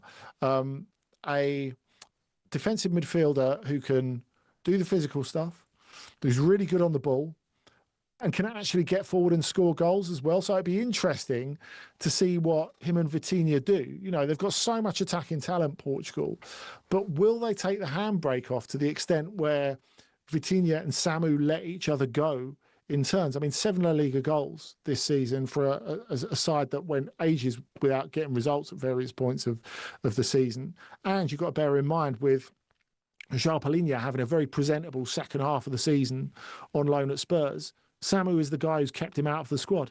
So that shows you just how highly rated he is. And there's a big clamour for him to start games in Portugal. And you've also gone for a player that could catch the eye for Belgium. We've talked about their big hitters, the likes of Lukaku and De Bruyne, but you think somebody else might catch the eye? Yeah, I've been a right boring Brian in this. I've gone for a few defenders, but look, Nathan and Goyers. Look, no goalkeepers. I'm sorry, Kev.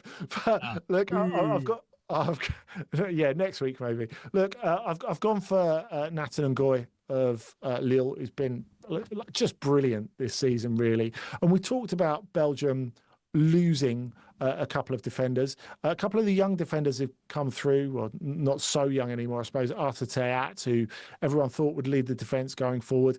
To me, he's not even on the same planet as Ngoy, who's been brilliant for Lille this season. They picked him up for Buttons from Standard Liège because Standard are totally skint. Of course, they've produced some brilliant players over the years, Standard. And he's someone who's adapted really, really well in France. He's not particularly big for a central defender, can play in a 2 and a 3. He's only 6 foot, but he's someone who sees the danger really quickly. He's quick. He can intercept. He doesn't dive into tackles, and he brings the ball upfield very, very well. Adds the attacking part of the team. Played really, really well in the friendly game against Tunisia. Again, I thought this weekend can get involved in those attacking parts. I would not be surprised if he gets a move off the back of this World Cup if he plays. Let's give you the results of our poll, by the way. We asked you who would win the World Cup. 17% of you said England, 40% of you said Spain, and the winners were France with 43%. Andy, always a joy and an education. Andy will be part of talkSPORT's coverage of the World Cup over the next few weeks, and the show will be replaced over the next few weeks by World Cup commentary. So just a pause for the Trans Europe Express.